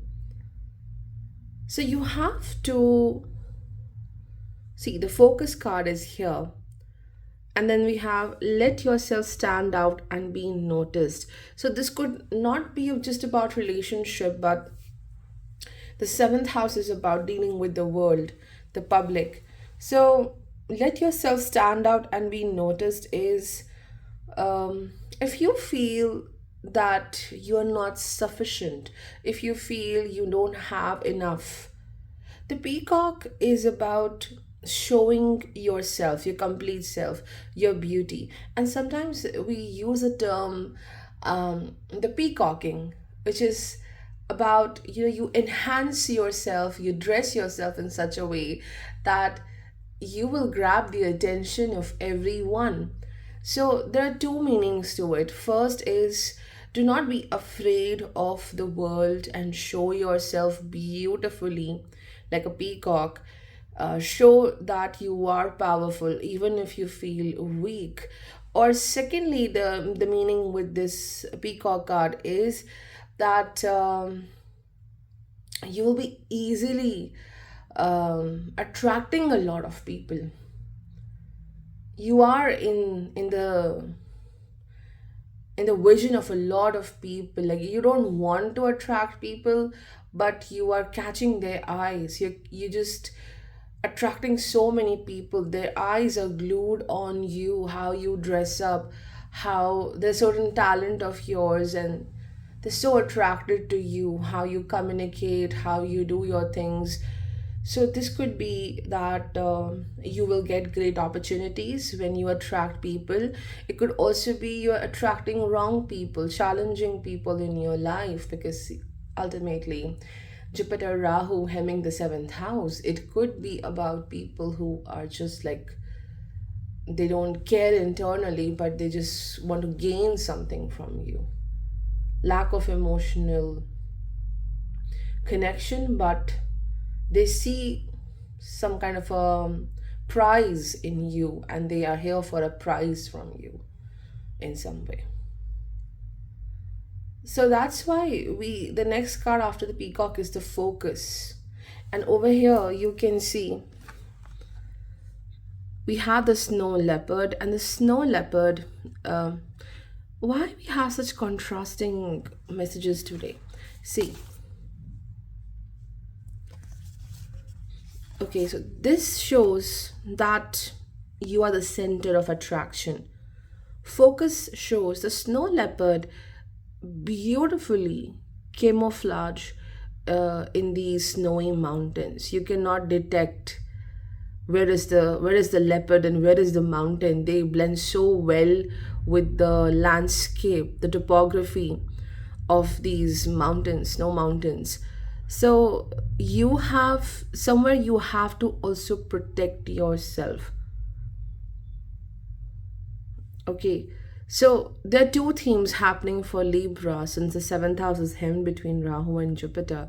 The one thing is, okay, you're attracting a lot of attention from others, but from time to time, you have to focus on your own goals, because as I said, people coming into your life in form of love, in form of business partner in the form of normal, like daily routine people. They expect a lot from you. They want to drain a lot, like they will drain a lot of energy of yours. And sometimes you have to protect your peace, protect your energy, and then you blend with your life, you blend with your surroundings as if they cannot find you, they cannot see you. Some kind of hide and seek is happening in 2024. And this one also resonates with the Ketu transiting. I'm sorry, today I have some struggles with my my communication. I'm just breaking in between. Maybe this is about the Jupiter, your third lord Jupiter, transiting from 8th house in Taurus. You have so much to say and do, but you don't know from where to start. So that break comes in between what you're talking about when you're conveying yourself. So that this is also resonating with the Ketu in Virgo, which is in the 12th house, which is about distraction.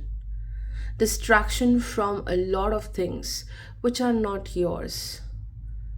That drama is not yours. That situation it's nothing to do with you. So why are you there? Blend with your spiritual self. Blend with what kind of changes you want to see in self. So there is disconnect, maybe with respect to work, with respect to your public life. You're showing yourself beautifully like a peacock, but deep within you are like this snow leopard, camouflaging and hiding in the mountains, taking care of self, eating well, no emotional investment in others. Not a good time to invest emotionally in others. So you're doing the both. I feel so. And Ketu, yes, this is about some kind of spiritual work happening here. Focus on your dreams, what's happening in your dreams. You may get some kind of signs. And Ketu also resonates with this, the passages. Spiritual signs of inclination, you're walking through passages of your transformation. So, definitely, the spiritual work you do, the spiritual practice you do, the chanting you may do, the meditation you may do at this time, you are walking through a passage of your transformation. And I actually saw this a bit late, but I already mentioned some kind of signs and visions through your dreams. See, we have spiritual signs of inclination. So you are being shown a passage, you're walking on that passage, and it will lead to that change. Then we have emotions are running high, super moon. And then we have the Empress, it says Shashti. So over here, the Shashti is shown as she's the deity, the mother. She represents the children here. This card most importantly shows children, or what you're going to give birth in 2024. It's not just about like literally in a physical sense children, but what are you creating in 2024? Fifth house.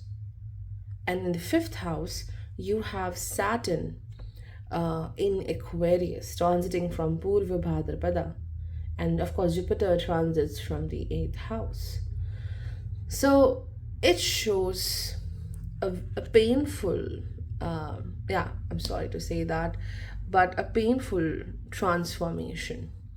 Like how a mother gives birth to a child. Of course, that process involves the pain, but that transformation, that birth, that achievement, that journey is so beautiful. That is what you are experiencing. Something you thought was so hard was so difficult to achieve. You were doing all the labor, working hard for it, and then you find success in that.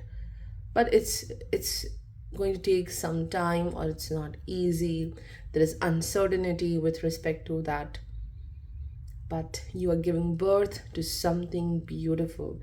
It could be children, it could be taking care of your children, helping them with their education, it could be your own work project, it could be simply how I want to live my life. It could be anything. Something new initiates. You wanted this for a long time, you waited for a long time, and it happens. You are glowing and you are growing. That is what it is. And we have emotions are running high, super moon. Fifth house is also connected to emotional intelligence. So you are excited about something, but slowly it's like, okay, I'm losing hope. Or it could be that someone else comes in and they trigger your emotions. You are a very patient person, you know how you will achieve what you want, but someone just comes into the picture and irritates you. Or it's like a super excited state of yours. You're very excited about something. We have this card M. Let's talk about this because I'm new to this deck, so I'll find out the meaning. What does it mean? Okay, here we have. So be clear when talking to other people so they are able to understand exactly what you mean. Dropping hints or expecting others to read between the lines of what you are saying will only lead to confusion and resentment. So this connects with the Saturn again in the fifth house. As I said, it's about emotional intelligence. This also connects to Jupiter, third lord, transiting from eighth house. So dropping hints and simply, being silent and expecting others that they will understand you, this may bring hurt and confusion for you. So be clear with what you want, what you expect from others. That is what the M indicates, the communication. And this is also again showing communication.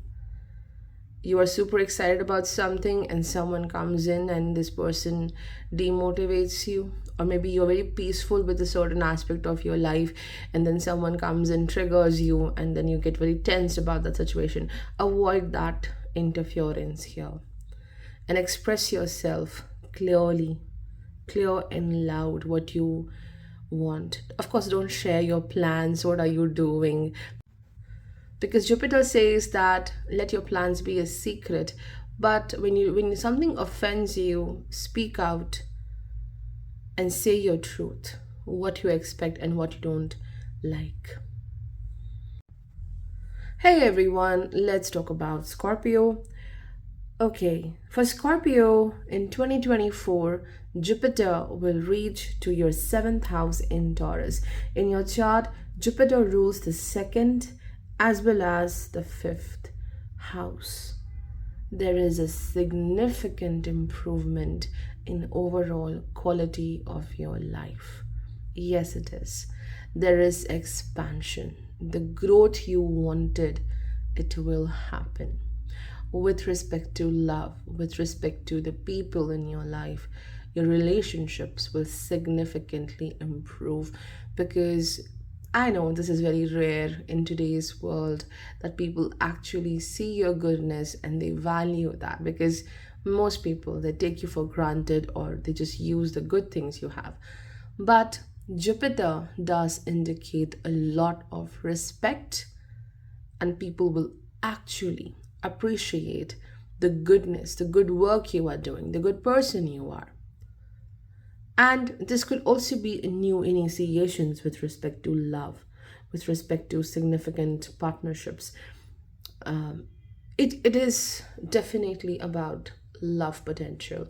Why? Because Rahu in the fifth house in Pisces, and then the fifth lord Jupiter goes into the seventh house.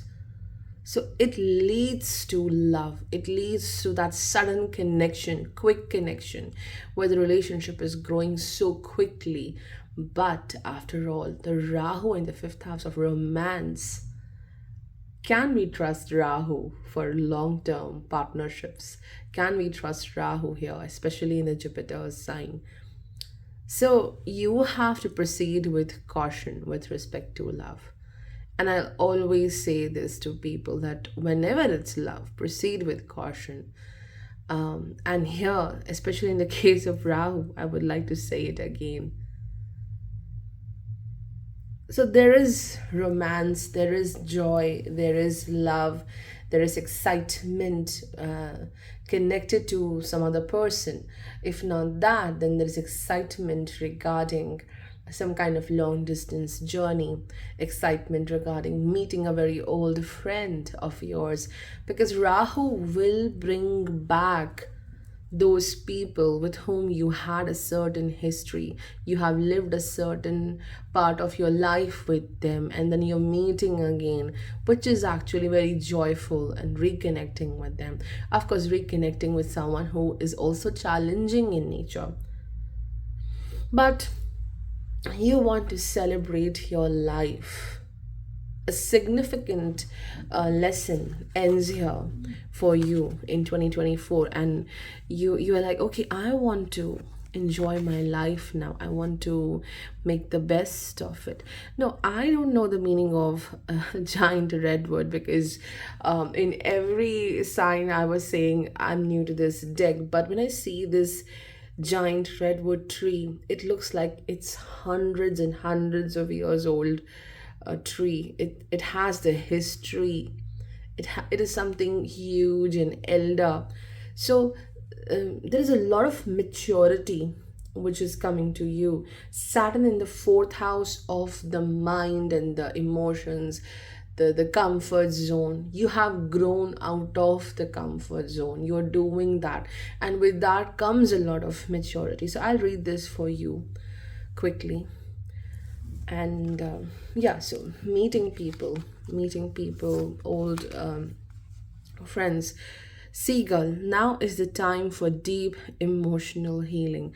Now this is resonating with the Saturn and Rahu both, because fourth and the fifth house both has a lot to do with emotions and intelligence. So we'll talk about this.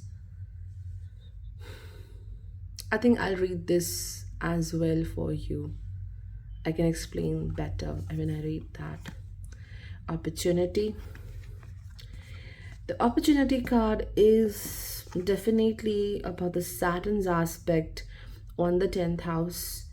The 10th house is ruled by Leo. So you're definitely seeking good opportunities with respect to career, because with this aspect of Saturn, you may feel a bit limited, as if your hands are tied and you cannot take important steps. You cannot work the way you want to, maybe.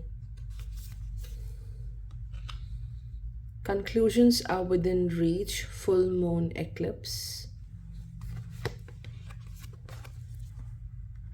Chariot. Three of Cups.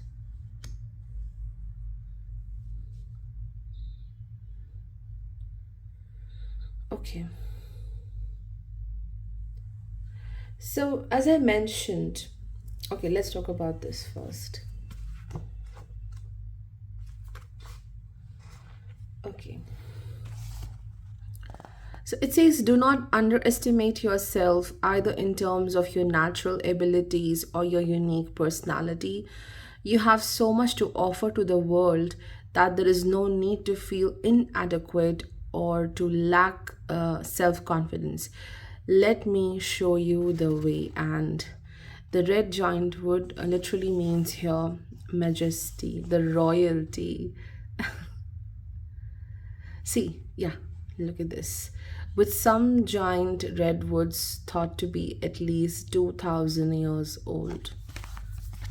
So you are that majesty. You have grown up so much that maturity. There is a sudden realization with the Saturn in the fourth house that this child is grown up and I can take my responsibility. Some quality of yours which is so childlike, which made you sensitive, which made you a bit even sometimes afraid of few things.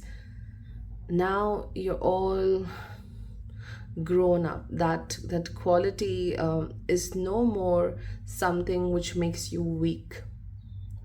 So that maturity, that strength is seen here in 2024. And the seagull, now is the time for deep emotional healing. Again, connects with certain emotional bonds which have been very difficult with respect to the home, with respect to the people with whom you share the same house, the same roof. Long term bonds, I would say. It's not a bond which you made in last few years. It's a bond since your childhood, which is so difficult, and it had a very bad impact on your adult life as a person, as an individual. It interfered with your emotional bonding with others. I think this transit of Saturn from fourth house will lead to that deep emotional healing. You will get into certain practice or work or sudden realization that I need to heal myself.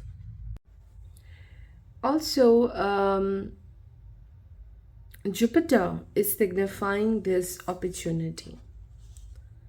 You can see the moon through these pine trees and and you can see the stars over here. Jupiter's aspect on the 11th house of achievements, promotion, where you will be having Ketu in Virgo. So Jupiter's aspect on the Ketu, the fifth aspect. See, when it comes to transits, the fifth aspect of Jupiter is always the most auspicious one. So the fifth aspect on the 11th house, there are few things which are so blurry with respect to the career. Maybe you do see a hope.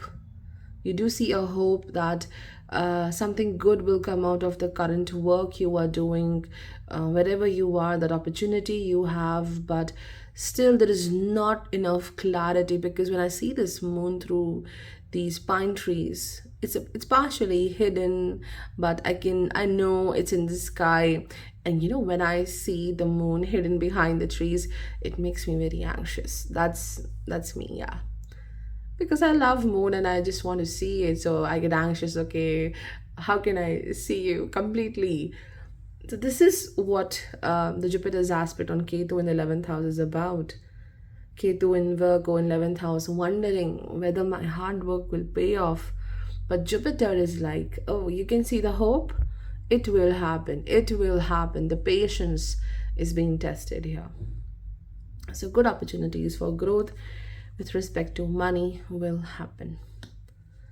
Then we have, Three of Cups, a toast to friendship in the afternoon sun, three cups in happiness, three cheers are done. Again, this talks about friendships, because you're Rahu in the fifth house, Ketu in the 11th house. Fifth house is the friends from your childhood. 11th house are the friends you make when you grow up. So the connections, the networking. This year is about friendships. Celebration is near. Celebrating with the ones who truly admire you, respect you, and also I do see with the Ketu, disconnection from the ones who are just like an obstacle in your life. You will no longer carry that burden with you. So focusing on the happy friendships, focusing on the happy people around you. There is celebration. There is celebration and happiness and good times with important people. Then we have this conclusions are within reach, full moon, eclipse. Now, ninth house is ruled by moon. and Rahu aspects your ninth house. Okay, now imagine Rahu in Pisces. There's some kind of confusion here.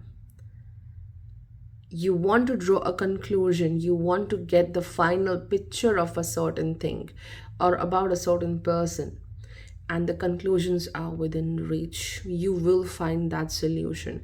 As Rahu aspects the moon's house, the ninth house, you are being guided. You will be shown the path, that revelation, that discovery will happen, and you will find your answers in the most unexpected time and unexpected places, finding the truth. And also with this, I just wanted to say, this is what I felt through my intuition is, don't see things the way you expect them to be. Okay, because Rahu right now being in Pisces and how it aspects the water signs, especially how the ninth house. Don't see things the way you want them to be. See them the way they are, especially with respect to your bond with people, the emotional bond you have with people. And then the conclusions are within reach. Don't make conclusions just the way you want them to be, the way you want things to be. It will be very difficult. It's the full moon eclipse, hidden truth. You closing your eyes to a certain situation and pretending nothing is happening. Opening your eyes is significant. And of course, Rahu is in a house which is of the sun. The fifth house belongs to the sun. And then there is Rahu there. So definitely you must see things for what they are. And then we have the Chariot, Rath. This confirms forward movement in life, forward movement in love, forward movement in your work, in your business. There is great opportunities coming to you as well. If you're facing that stagnant energy, because your Jupiter was in the sixth house, now things will flow very nicely.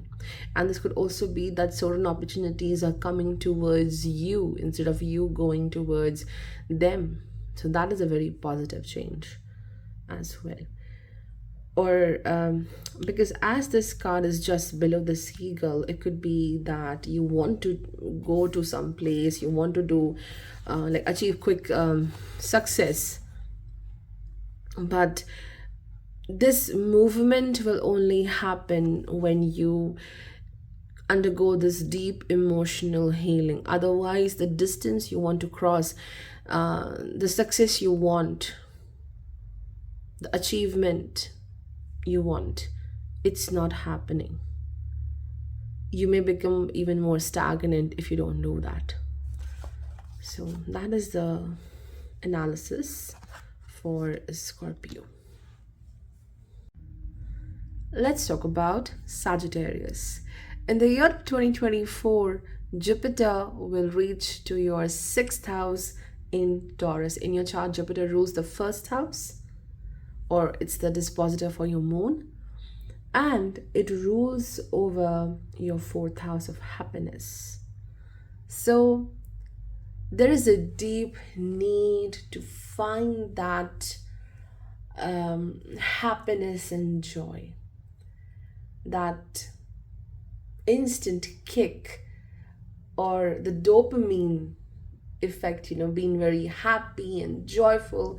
And with that, Jupiter takes you to the overindulgent state, eating the best food, doing certain things which really are about your happiness and fulfillment, because ultimately Jupiter is in the sign of Venus, Taurus, and Venus also rules the 11th house of fulfillment and gains and desires and so on. So definitely working on those areas which really give you that high, that happiness. But with that overindulgence, may also come certain obstacles with that, some kind of addiction, some kind of health challenge, or it's about a lot of expenditures, and then you are finding it difficult to manage your resources and money. Some kind of debt might be there as well, financial debt, because Jupiter also looks at your 12th house from the 6th house. So you have to be very wise with respect to your money. And also, being in the sign of Venus, 12 places away from the 7th house, it is also about overcoming certain challenges with respect to the matters of love, or certain legal contracts, or it could be business partnership as well. Something which will resolve with money in that relationship. Also, the money is a major theme, or even if it's not money, it's about what you have to offer in this relationship, what you have to offer in this partnership with respect to the value, the finances, with respect to the good things you can give, the treasure you can add in this partnership. And you may feel that the other person is over demanding. There's too much which is being asked for from you, and you may feel stuck in that area of life. Let's look into these cards. Yeah, and also you have Rahu in the 4th house of domestic front, your home. Rahu in Pisces may take you away from home. A journey, a travel to a far distant place for a long duration, moving away from your loved ones could be the thing. Coast redwood. So I'll read this out because literally I don't know, but definitely I can see that these trees are quite huge. So something about the height, something about looking at the big picture is the message for you. We'll connect it, don't worry. So yeah, as I was saying, Rahu may take you far away from your home. And of course, Rahu is in the sign of Jupiter, Jupiter in the 6th house. So this travel may happen to enhance your financial state, or maybe you're traveling for relaxation. Suppose you know that when I travel to this different place, the change of weather, the change of the atmosphere may bring better improvement in my health, or you may go on a trip which is all about getting a treatment done, improving your health. Or it could also be some kind of family trip or a family responsibility which leads to this travel. Illumination, ladybug. Surrender to divine, full moon. I think a lot of surrender is required with respect to the 10th house, because there is Ketu in Virgo. Sometimes what happens is, like, you're moving out of your house, you're going somewhere, and you locked your door, but you keep on checking if the door is locked or not. And that is sometimes such a difficult thing, because there is so much of anxiousness about the security that it feels like, okay, let me check it again.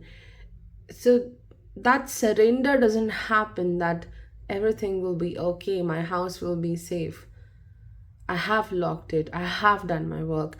So that kind of feeling I get from Ketu and Virgo in the 10th house regarding your profession and your hard work and the efforts you're putting into your work. Will it give a good result or not? Do I need to do more, a bit of more so that it gives me the result. No, you did your best. And I think this is coming through the illumination as well. I'll read that for you. And then there's justice.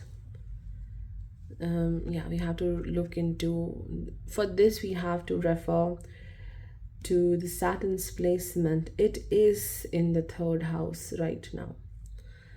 And the last one is deeper. You are not finished, you are not yet done. Dig deeper and deeper. The best is to come. Hold on, hold on. All right. So, the Justice card resonates a lot with the Saturn's transit in the third house. It is about the hard work you are doing, the efforts you are taking. It will give you a good result. It's just that keep doing what you are doing. Don't change that. If okay, it's not giving me the result, so I should stop here. There are two things. There is justice, which says continue with what you are doing. Don't give up. That justice, that equality is coming to you. You will get what you deserve. And then we also have surrender to divine. We have the illumination, and it says that you did your best. You don't have to change your plans. You don't have to go beyond what you are doing to achieve the success you deserve. So this is about discipline and being constant in what you are doing. This says be dedicated. Be dedicated. You did enough. Now surrender to divine. So let's read the Ghost Redwood.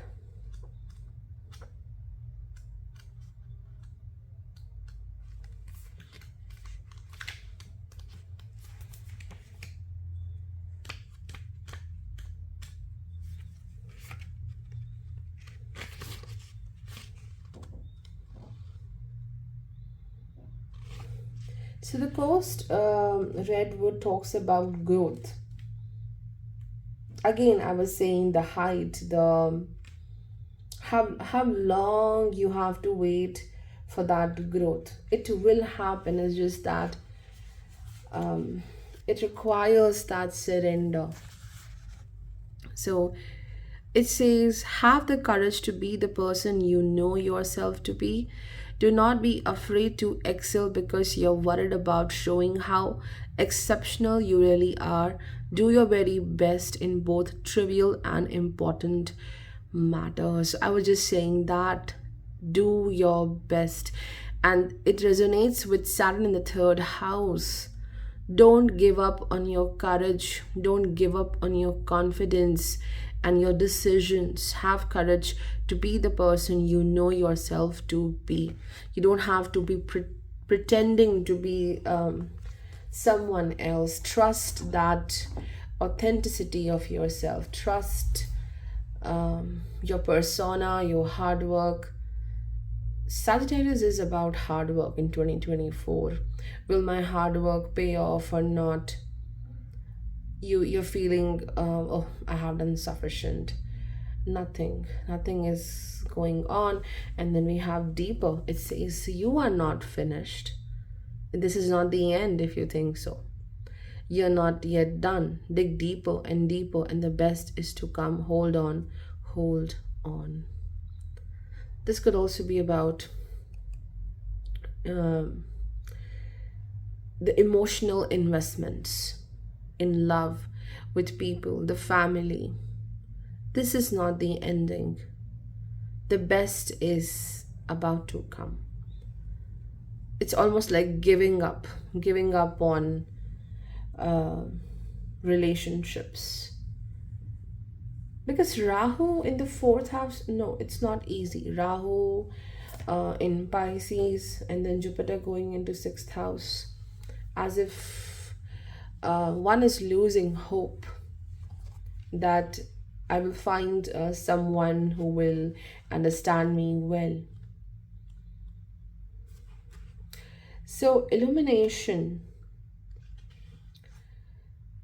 it says that because in this card you can see there's mist over the mountains. So, this talks about higher state of consciousness. It says that you better know, you actually know this, what good things you will see in this life deep within your intuition. You know what good is about to happen, how amazing things you will discover in this journey. But there is so much of mist over these mountains that your courage is being tested. You cannot see the sun.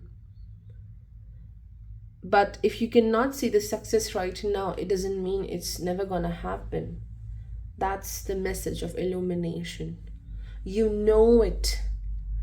You know it, what you will achieve. You have that sense. You have that intuition. So trust it and surrender to divine. Ketu in Virgo. I know it's in 10th house. 10th house. It's about work. Why are you talking about spirituality in future? Surrender to divine with respect to the actions you do, the work you do, or simply whatever you do. This is what I personally do. Whatever I do, it's like an offering to divine, to the feet of divine. It's like a surrender. I did this. This is what can I do. Now you show me the path. So whatever you do, whether it's your work, your daily life, give it to the divine. Surrender that you will take care of it. That kind of surrender is required. And yeah, you have the luck as well. This is the time of good fortune and abundance. So be willing to receive all good things in your life. Saturn promises that great growth, all the rewards, all the good things coming into your life, because you have been so courageous all this time, and that courage is rewarding you. That maturity is rewarding you in this year. This is also about good luck in improving the love life as well. You may see some positive change. Though the Saturn continues its aspect, it will transit from Purva Bhadrapada. It aspects the 5th house of romance. You may actually see that there is more effective communication, overcoming certain obstacles through communication in important relationships, which will bring more improvement. Either you are done with some people, okay, I'm done with you. Either the situation improves and the understanding gets better. So that kind of improvement is promised. Hey everyone, let's talk about Capricorn. For Capricorn, in the year of 2024, Jupiter reaches to your 5th house. 5th house of joy, celebration, and beautifully from the 5th house, Jupiter aspects the 9th house as well, where there is Ketu in Virgo. There's definitely joy, there is definitely fulfillment promised. And this joy comes through you, because in your chart, Jupiter rules the 12th house.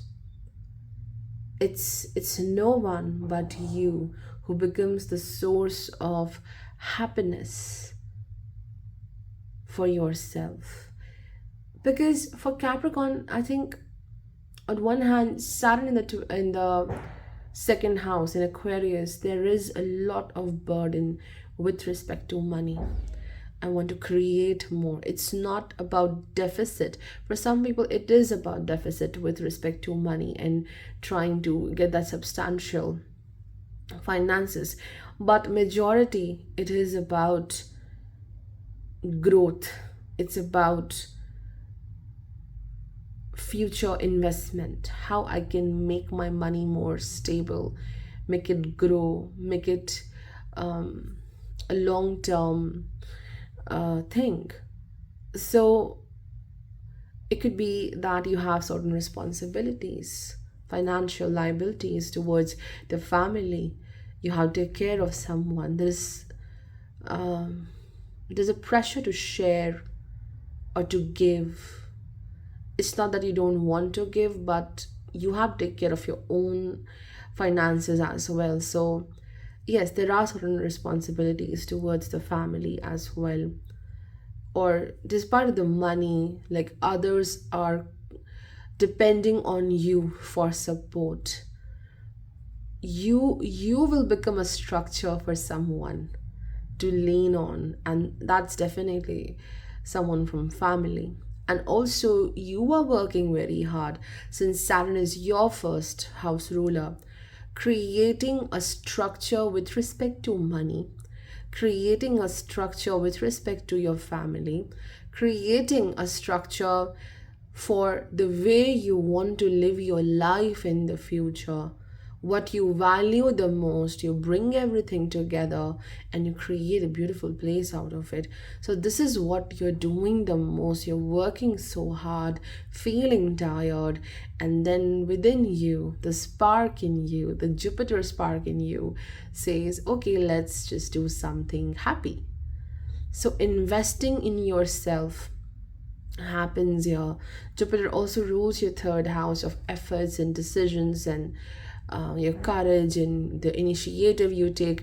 So the third lord going into the fifth house, that is Jupiter in Taurus, and in the third house you have Rahu in Pisces, which is definitely about, I want to create big things in life. I want to do so much in life. I don't know from where to start. That kind of a joy, childlike joy.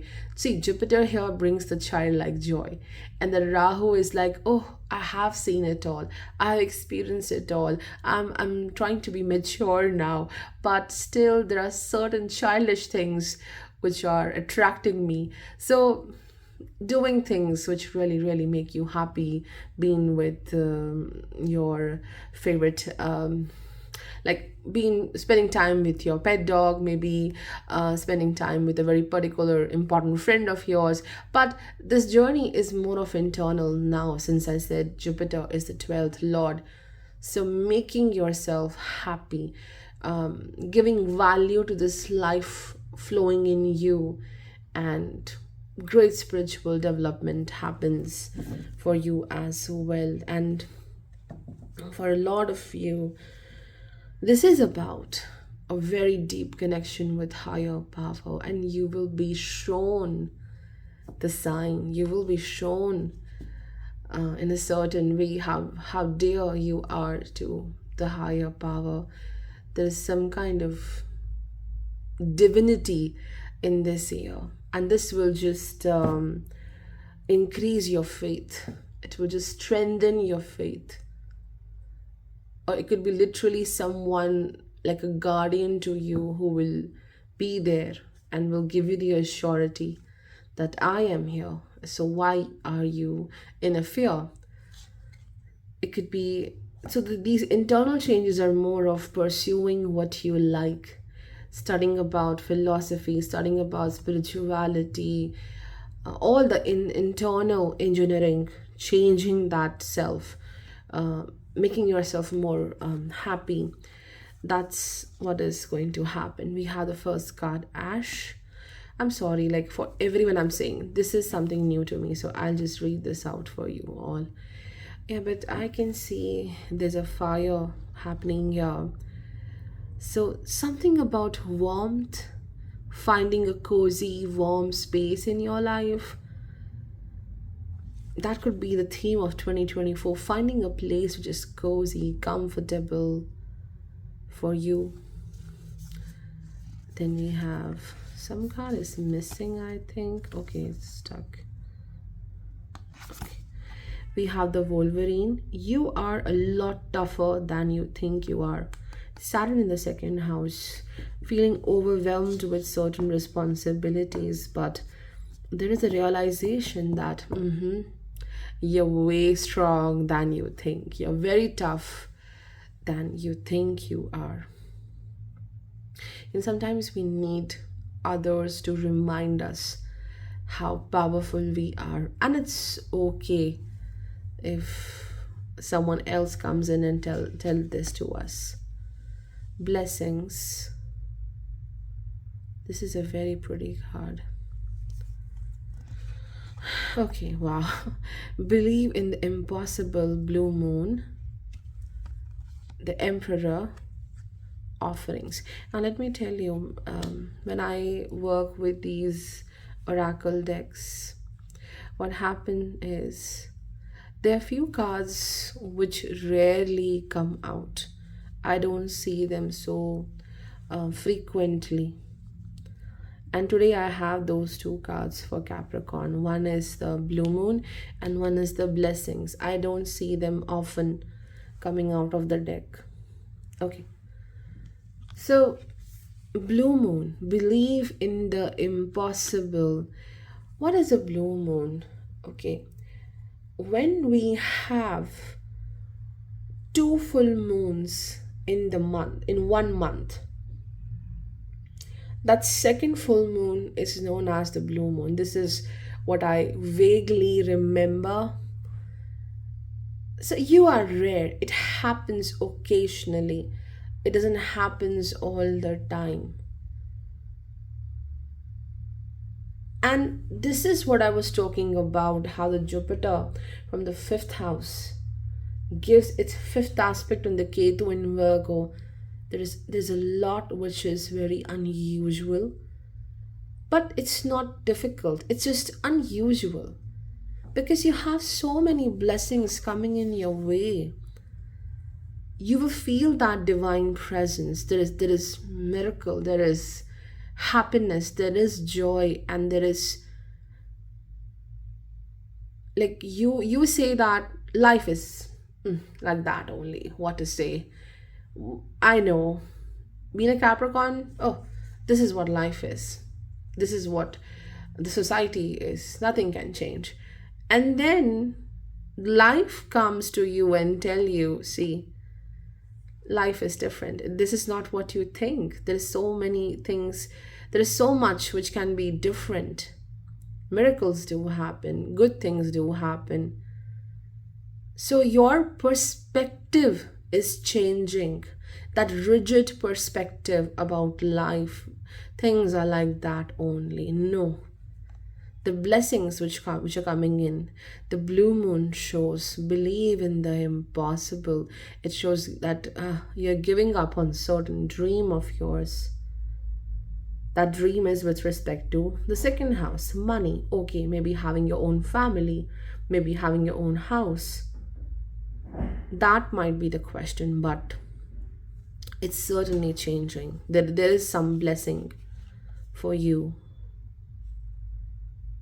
And this will enhance your faith. This will enhance your belief system that good things do happen. So it's very beautiful for Capricorn. At least one thing is there, which is a surprise, a very good surprise for you. This beautifully resonates with, because Ketu in Virgo in the 9th house, it's literally like giving up on a certain dream, giving up, being strict, or you're just a very strict person, very rigid with your dreams now. I don't want to dream big anymore. What's the fun of it? Nothing happens. That could be the thing, but indeed there are great things. And then we have the Wolverine, this one. You are a lot tougher than you think you are. That is, you are learning with respect to your faith as well, not just your responsibilities, but your faith. And the Emperor, again, it's a sign of maturity. And Emperor, of course, it is, it connects to the sun. If I see sun represents the king, Okay, though Emperor also connects to the sign of Aries, but I want to relate this to the Sun, since the Sun represents the king, the Emperor. So Saturn aspects the eighth house. Okay, you you are going through a very amazing transformation right now, which is about being in your power. Because when the Saturn aspects the eighth house, which is ruled by Sun, some of your belief system, the faith you have on your identity, it will be shaken a bit. You may see a jolt with respect to the eighth house. There is something which is uncertain, something which is so challenging to you, like an upheaval. It shakes your core.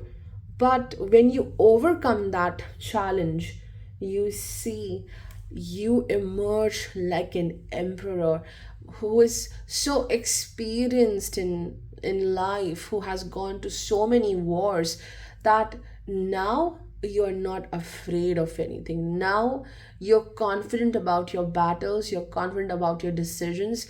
The Saturn's pain in 2024 is about making you more confident about your decisions and your future plans as well. Don't doubt yourself. Value your wisdom, value what your soul says to you. So, a little bit of challenge is definitely there with the aspect of Saturn. Let me read out the Ash card for you.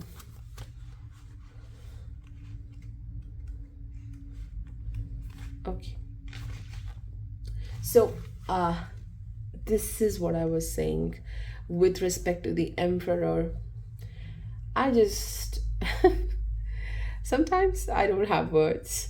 Okay, so mastery. The Emperor is about mastery. That is the difference between an emperor and someone who is the prince. Okay, the prince doesn't have the mastery, but the emperor have.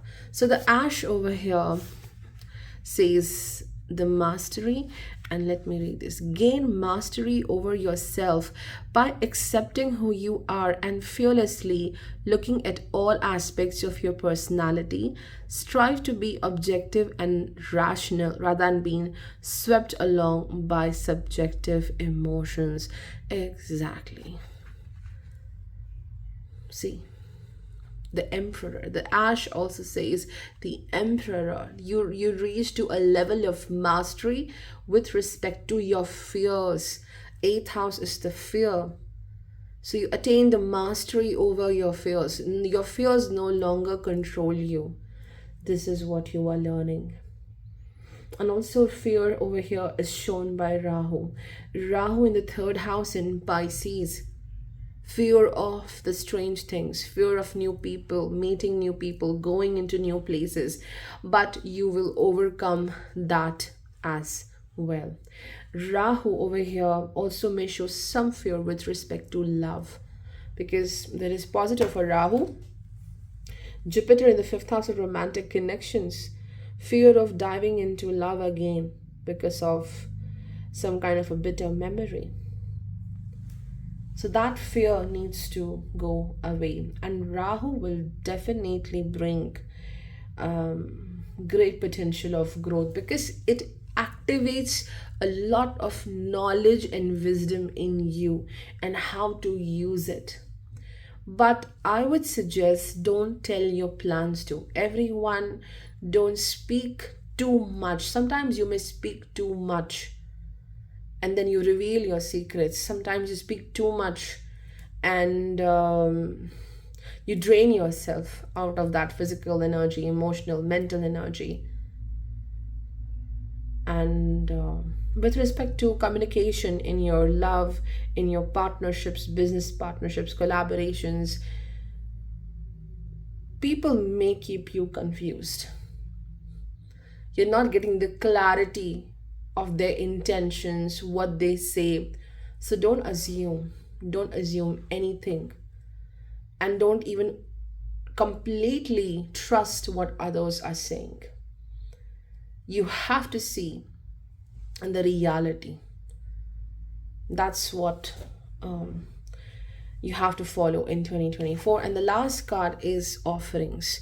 Abundance lies in the heart that allows, share more than expected, and see love come around. Now, I would say it's a bit of a contradiction. Why? Because see, Rahu in the third house, and I mentioned you don't overshare. Okay, so offerings over here, or how it, because it has some connection with the Rahu placement. It could also be that whatever you give,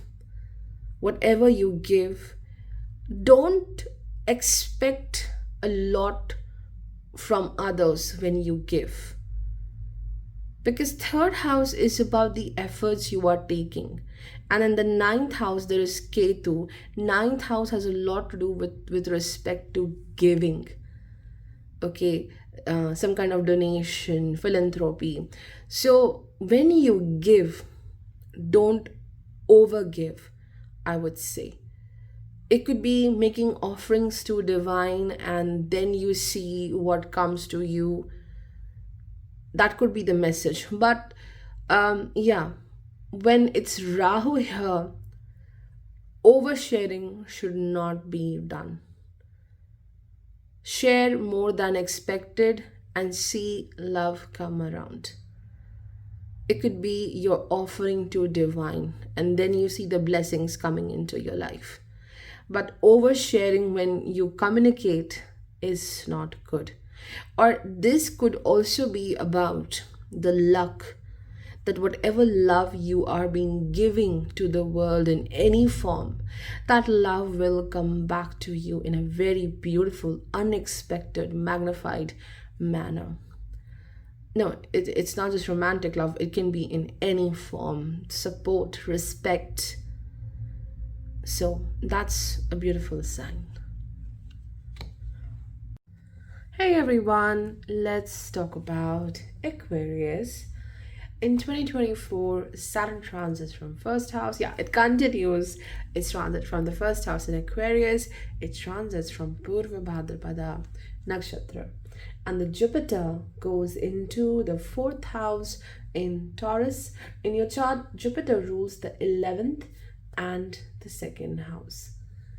A lot of focus towards the family affairs, towards the home, the place you think is home, the people you think they are like home to you, spending valuable time with them, since Sun transits from a challenging nakshatra, of course.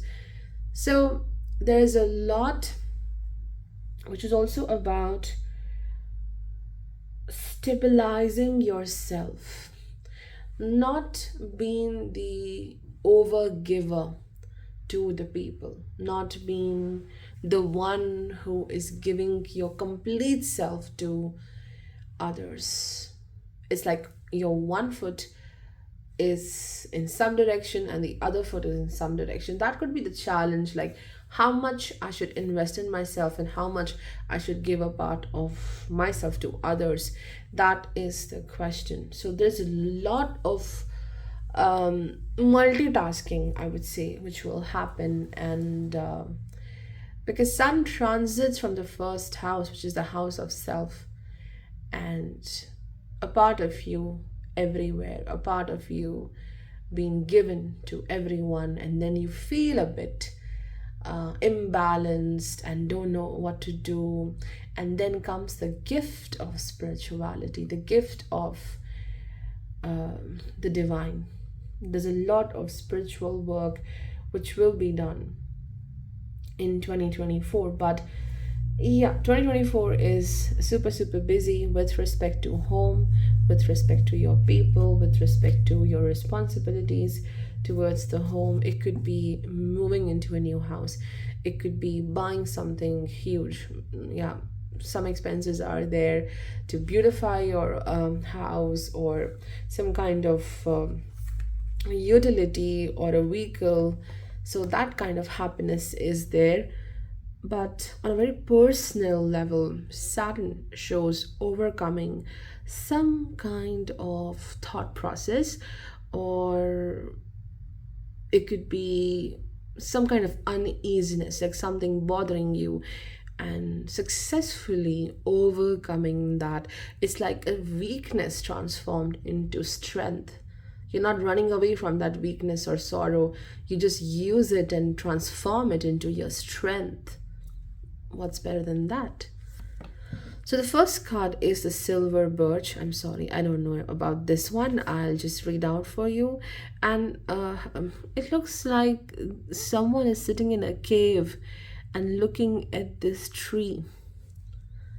So yes, you have to come out from your cave and participate. Participate. It's like you are under fear of something, that if I go out I have to deal with a certain challenge, but ultimately you have to go out. These restrictions which you have made may keep you away from a lot of good things.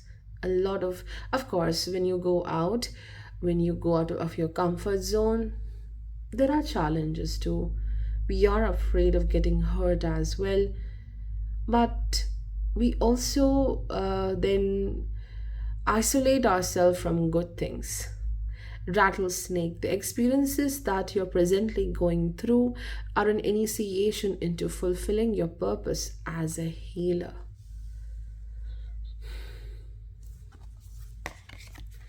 Inner peace. So for Aquarius, 2024 is about healing the self, physically, mentally, emotionally. Be bold and make the first move. Cardinal Moon.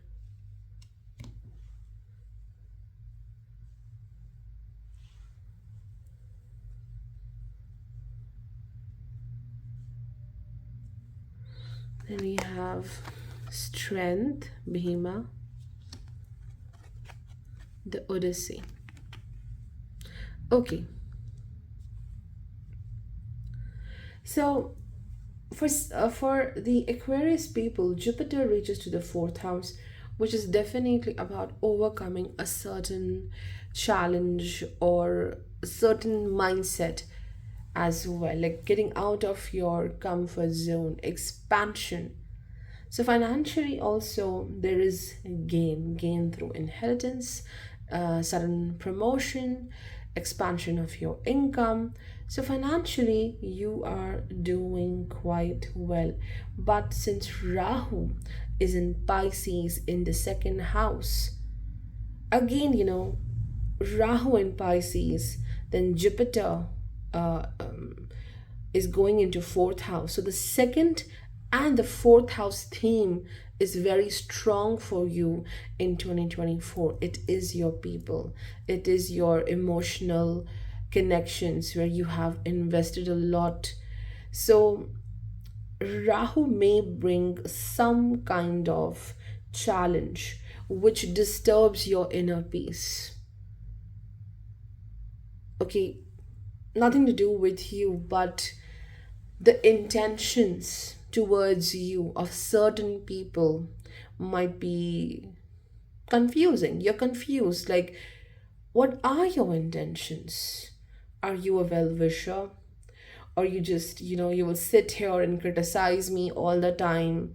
There is nothing constructive here. So be bold and make the first move. This is about moving out, separating yourself from such places which are not good enough for you. This is about being stuck in a certain place, a mindset, or even a habit which is not good, and it needs a lot of courage to move away from that. So you may do this in 2024. Be bold and make the first move. It is also about some kind of decision regarding your career, where there's this opportunity which is so amazing, but you're so confused. Maybe you have to take a risk for it. Maybe you have to leave your home for it. But you will make the best use of that opportunity. Coming out of that comfort zone happens here. And also revealing, saying what's in your heart. This is also going to happen because we had this rattlesnake. Okay. And you can see how there is a lot of strength. Being bold, being powerful, being in your strength is important. Maybe you have to say no to someone and you cannot say no. But finding that courage to leave these places, these people, it's going to happen. Or maybe you are stuck in a certain responsibility with certain people and don't know what to do.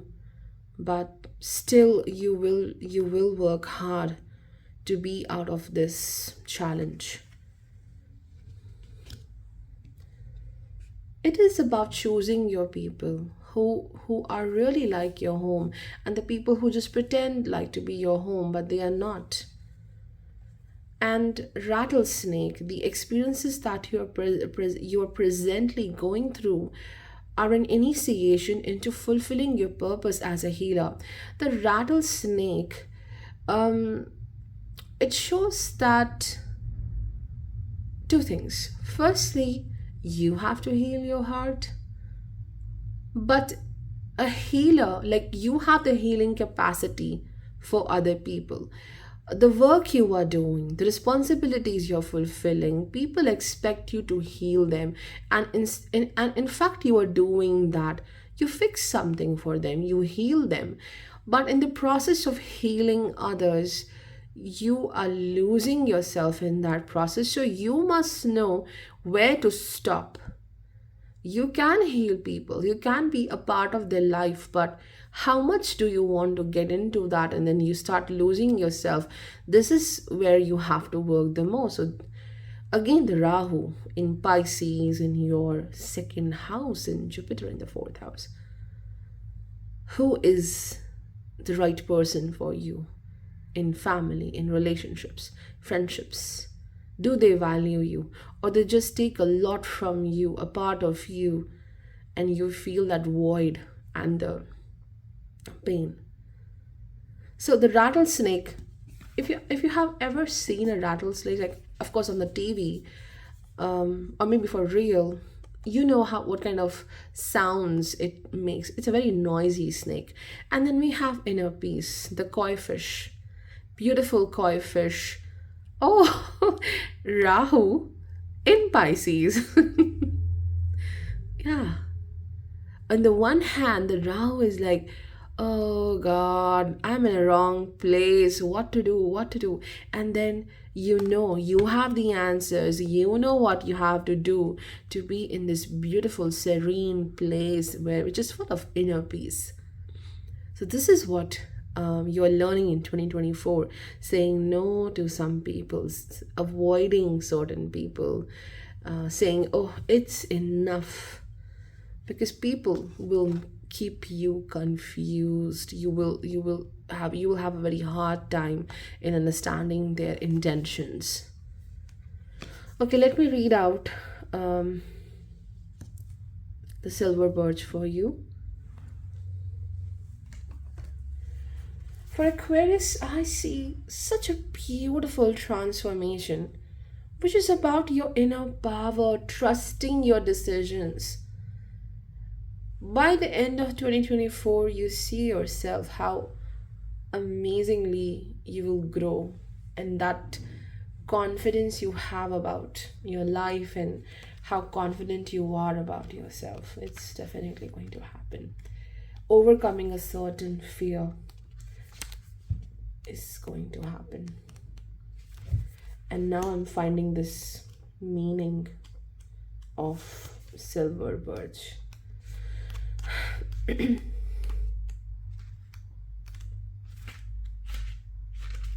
Okay, so silver birch says cleansing.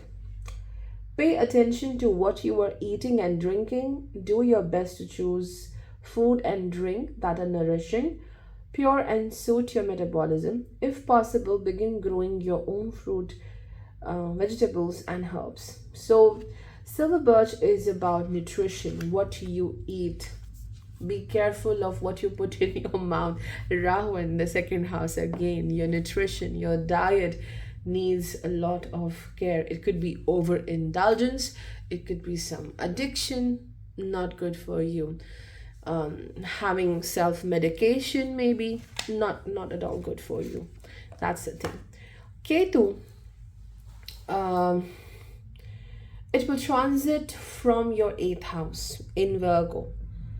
So it could be that whatever you eat, if you're not careful about it, it precipitates as some kind of chronic health issue.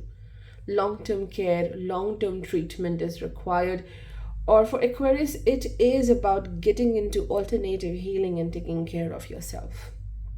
Simply improving your daily routine, your daily health, and your lifestyle by getting into alternative healing methods or having a new spiritual practice. That could be the thing. Ketu, 2 places away from the 7th house. Saturn aspects the 7th house, ruled by Leo. The love, the matters of love. I think the matters of love are here represented by the Odyssey. Because you may find new chances in love. You may find hope in love. But the Ketu acts like an obstacle because it challenges your trust.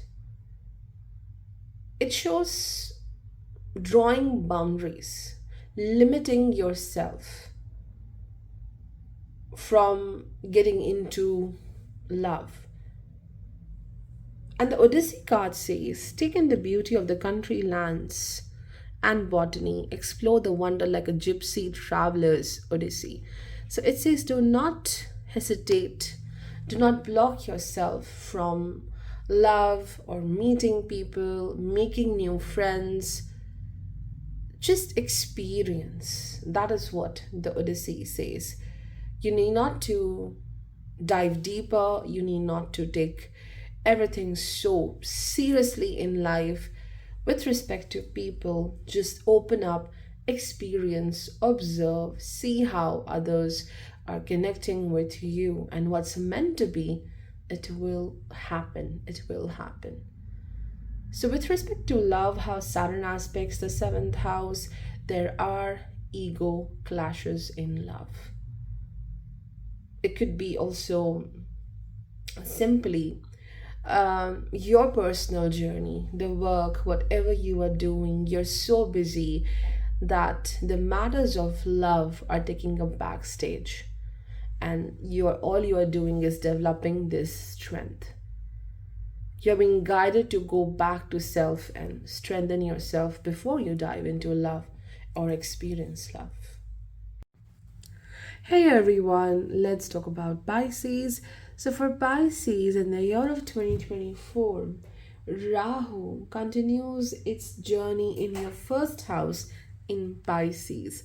And your 1st house ruler, the Rahu's dispositor, Jupiter, transits from the 3rd house in Taurus. So this is like you being very, very active, overactive, doing a lot of things all together, being very productive. But there's certain areas of your life where you are trying to do a lot, you're focusing a lot, but still that proper concentration, that proper focus is not happening because deep down you're feeling quite overwhelmed with that. You're overwhelmed, you're doing a lot, but instead of doing the right thing, instead of doing that one step, which is everything you need, you're doing too much but not getting the results. It's just about sitting and thinking what exactly I need to do. And when you get into that space of silence, you will find what exactly needs to be done. But you're very, very active. A part of you is so active and doing everything and trying to be with your people, enjoying, and you're very hopeful. Saturn in the 12th house in Aquarius, it's not easy. As I said, there's overwhelming feeling, and also feeling a feeling as if I don't know what will happen next. I can't see what's beyond, but still you are choosing the hope. You're choosing um, joy here, which is so amazing. Let's just look at the cards. Banyan. Okay, wow, that's great. Unicorn. This is why I can pick this up. Rahu in the first house in Pisces and Jupiter in the third house. You are in this unicorn phase of just cherishing and doing things you love to do, finding joy in every tiny bit of your life, your activities, from where I can get so much of happiness. You are like unicorn to others as well. Indulge your creative, imaginative, and magical side through some form of artistic expression. So Saturn also, triggers that imagination, that ocean, that deep ocean in you, that idea in you, and use it constructively, beautifully. Saturn says, oh, you have this nice imagination. Okay, deep within your ocean, I can see so many talents, but you need to be creative to do that. And Jupiter in Taurus gives you that creativity to do it. So it's beautiful. This is the most positive card for, like, out of all the 12 signs, this is the most positive card which came for you. Simplicity. This is also so sweet. Unicorn is a symbol of hoping for the best, hope, happiness, joy, divine. Divine means there is this luck, there is this external support which comes through divine. And then we have this feather flowing among the clouds in this beautiful blue sky, which is again about the divine, the simplicity, of course, but also the divine, some kind of help from the divine and the higher power, making things lighter. Sun in the 12th house, it's so heavy, and you don't have to do too much. Simplicity, doing things simply, can also bring you that result.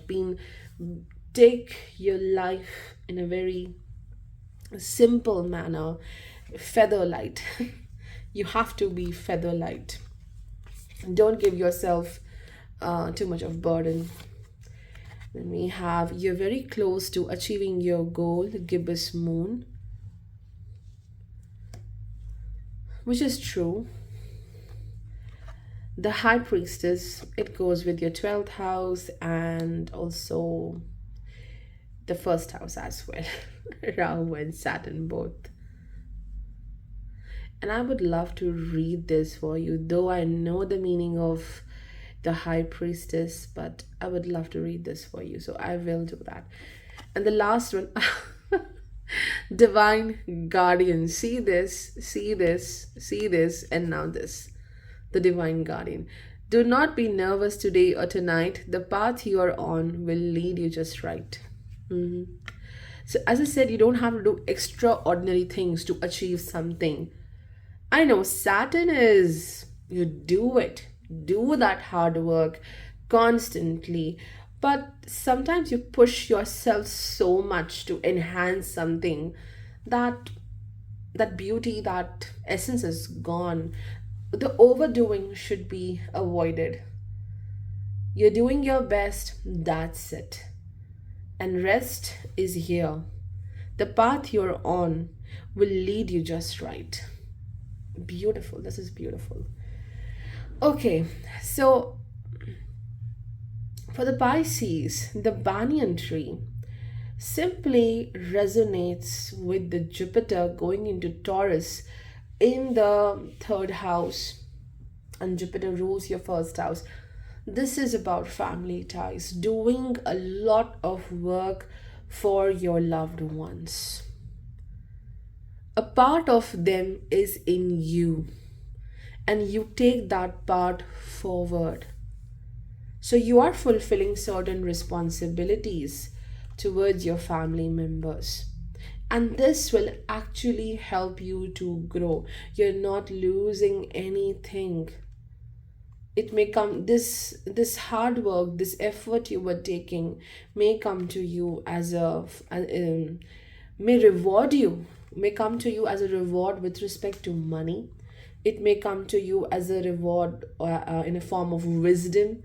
You're getting very strong and you're doing your things so effectively that you will find success. And let me also read this for you, Banyan. It says anchoring. So you are anchoring something valuable in 2024. It is something regarding your family or a quality of yours which will support you a lot. You will be the support for someone, and what you do now is also like a support for the future, some kind of maybe financial investment. So it says someone needs your emotional, moral, or physical support, even though they may not admit it.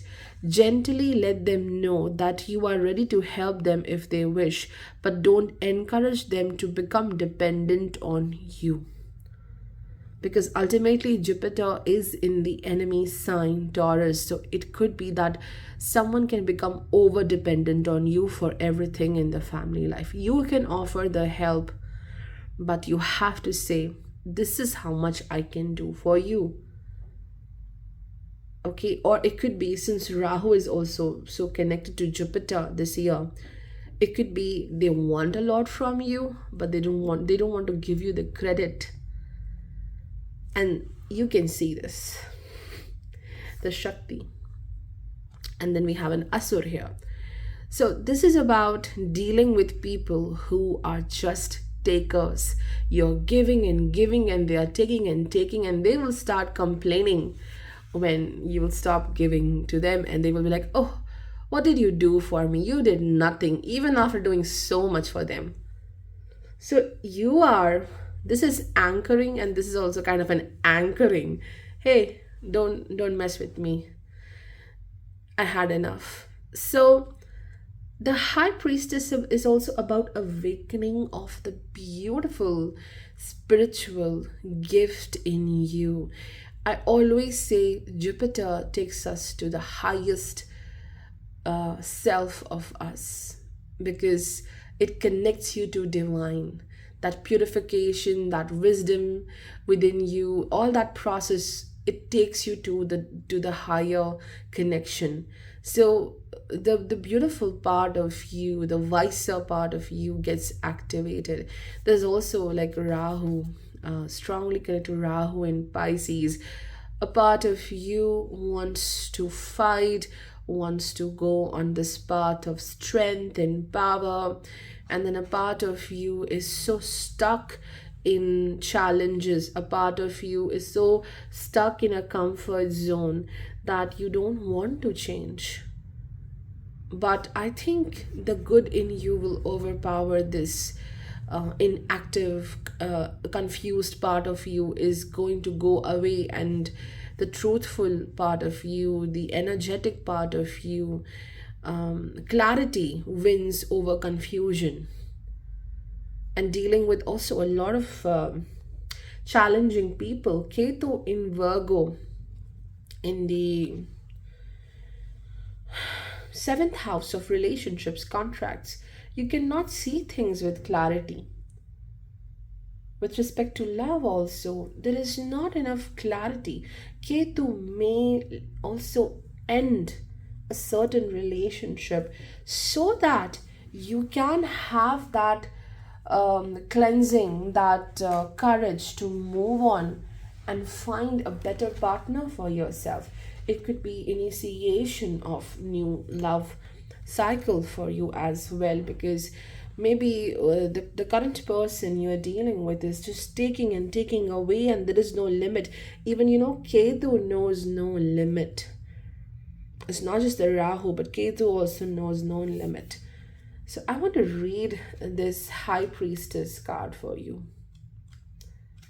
It will be nice if I read it. Okay. It says, this card helps us to relate to our sixth sense, gaining insights and answers in an intuitive and subtle way. When she appears in a spread, she counsels you to seek new and hidden paths to wisdom. The grace of Shakti showers boons of strength, peace, wisdom, and prosperity, whereas its absence leads to destitution, hopelessness, pain, and misery. So you have to differentiate between the fantasy and the reality. Ketu in Virgo, seventh house. There is a lot of fantasizing regarding a certain person, regarding a certain relationship. But the truth is, this person is not good for you. So see things the way they are. Ketu also shows surrender towards the seventh house activities, seventh house aspects of your life. Surrender so that the good people can come into your life, the good things can enter into your life. You need not to be submissive, you need not to be with the people who are not good to you. Maybe a Saturn in the 12th house and feeling a bit afraid to be alone. What if I don't have my own people, the soul tribe, and so on? Ketu says surrender. You need to surrender from some kind of obstacle, some kind of pain coming through the seventh house. It could be a contract, it could be the public affairs, it could be a love bond. Detaching, because there is so much better to come. The unicorn, see, below the unicorn you have the High Priestess. There is a dream, but in order to get that dream, to fulfill that dream, to acquire that dream, you have to give up on something which has become like an obsession to you, and you need to remove that from your life. So it is about over expecting from someone, and that person has a control on you because you cannot get away from that situation. You are so dependent on that. So how much you can offer, how much to expect from others, this is what you're learning from the Rahu Ketu axis. And Jupiter transits from third house. It will guide you, it will show you success, it will give you the positivity and simplicity. Your simplicity is everything. Your raw beauty, your raw personality, the amazing person you are, it will win. The simplicity will bring that upliftment in life. And this card, you're very close to achieving your goal. Of course you are. Of course you are. Jupiter will help you to reach to that goal, because Jupiter from there aspects your 11th house, ruled by Capricorn. Whatever you thought is it will happen or not, it will happen. That growth will happen, that promotion with respect to work will happen. And Saturn continues its journey in the 12th house in Purva Bhadrapada Nakshatra, which is the nakshatra of Jupiter. Practice meditation, practice a certain exercise to make that physical energy flow. There should be no obstacle, because you may develop some challenges with respect to your back or your feet or your knees. And of course, there are emotional challenges with this placement, because there are certain tethers which connects to the past, what might have happened, and those tethers, those roots to the past inflict that pain. You don't have to carry this pain, but you have to carry the lessons you have learned from here. That's it. So there is divine support, there is abundance. All you have to do is to make sure to know how to differentiate between who is good for you and who is not.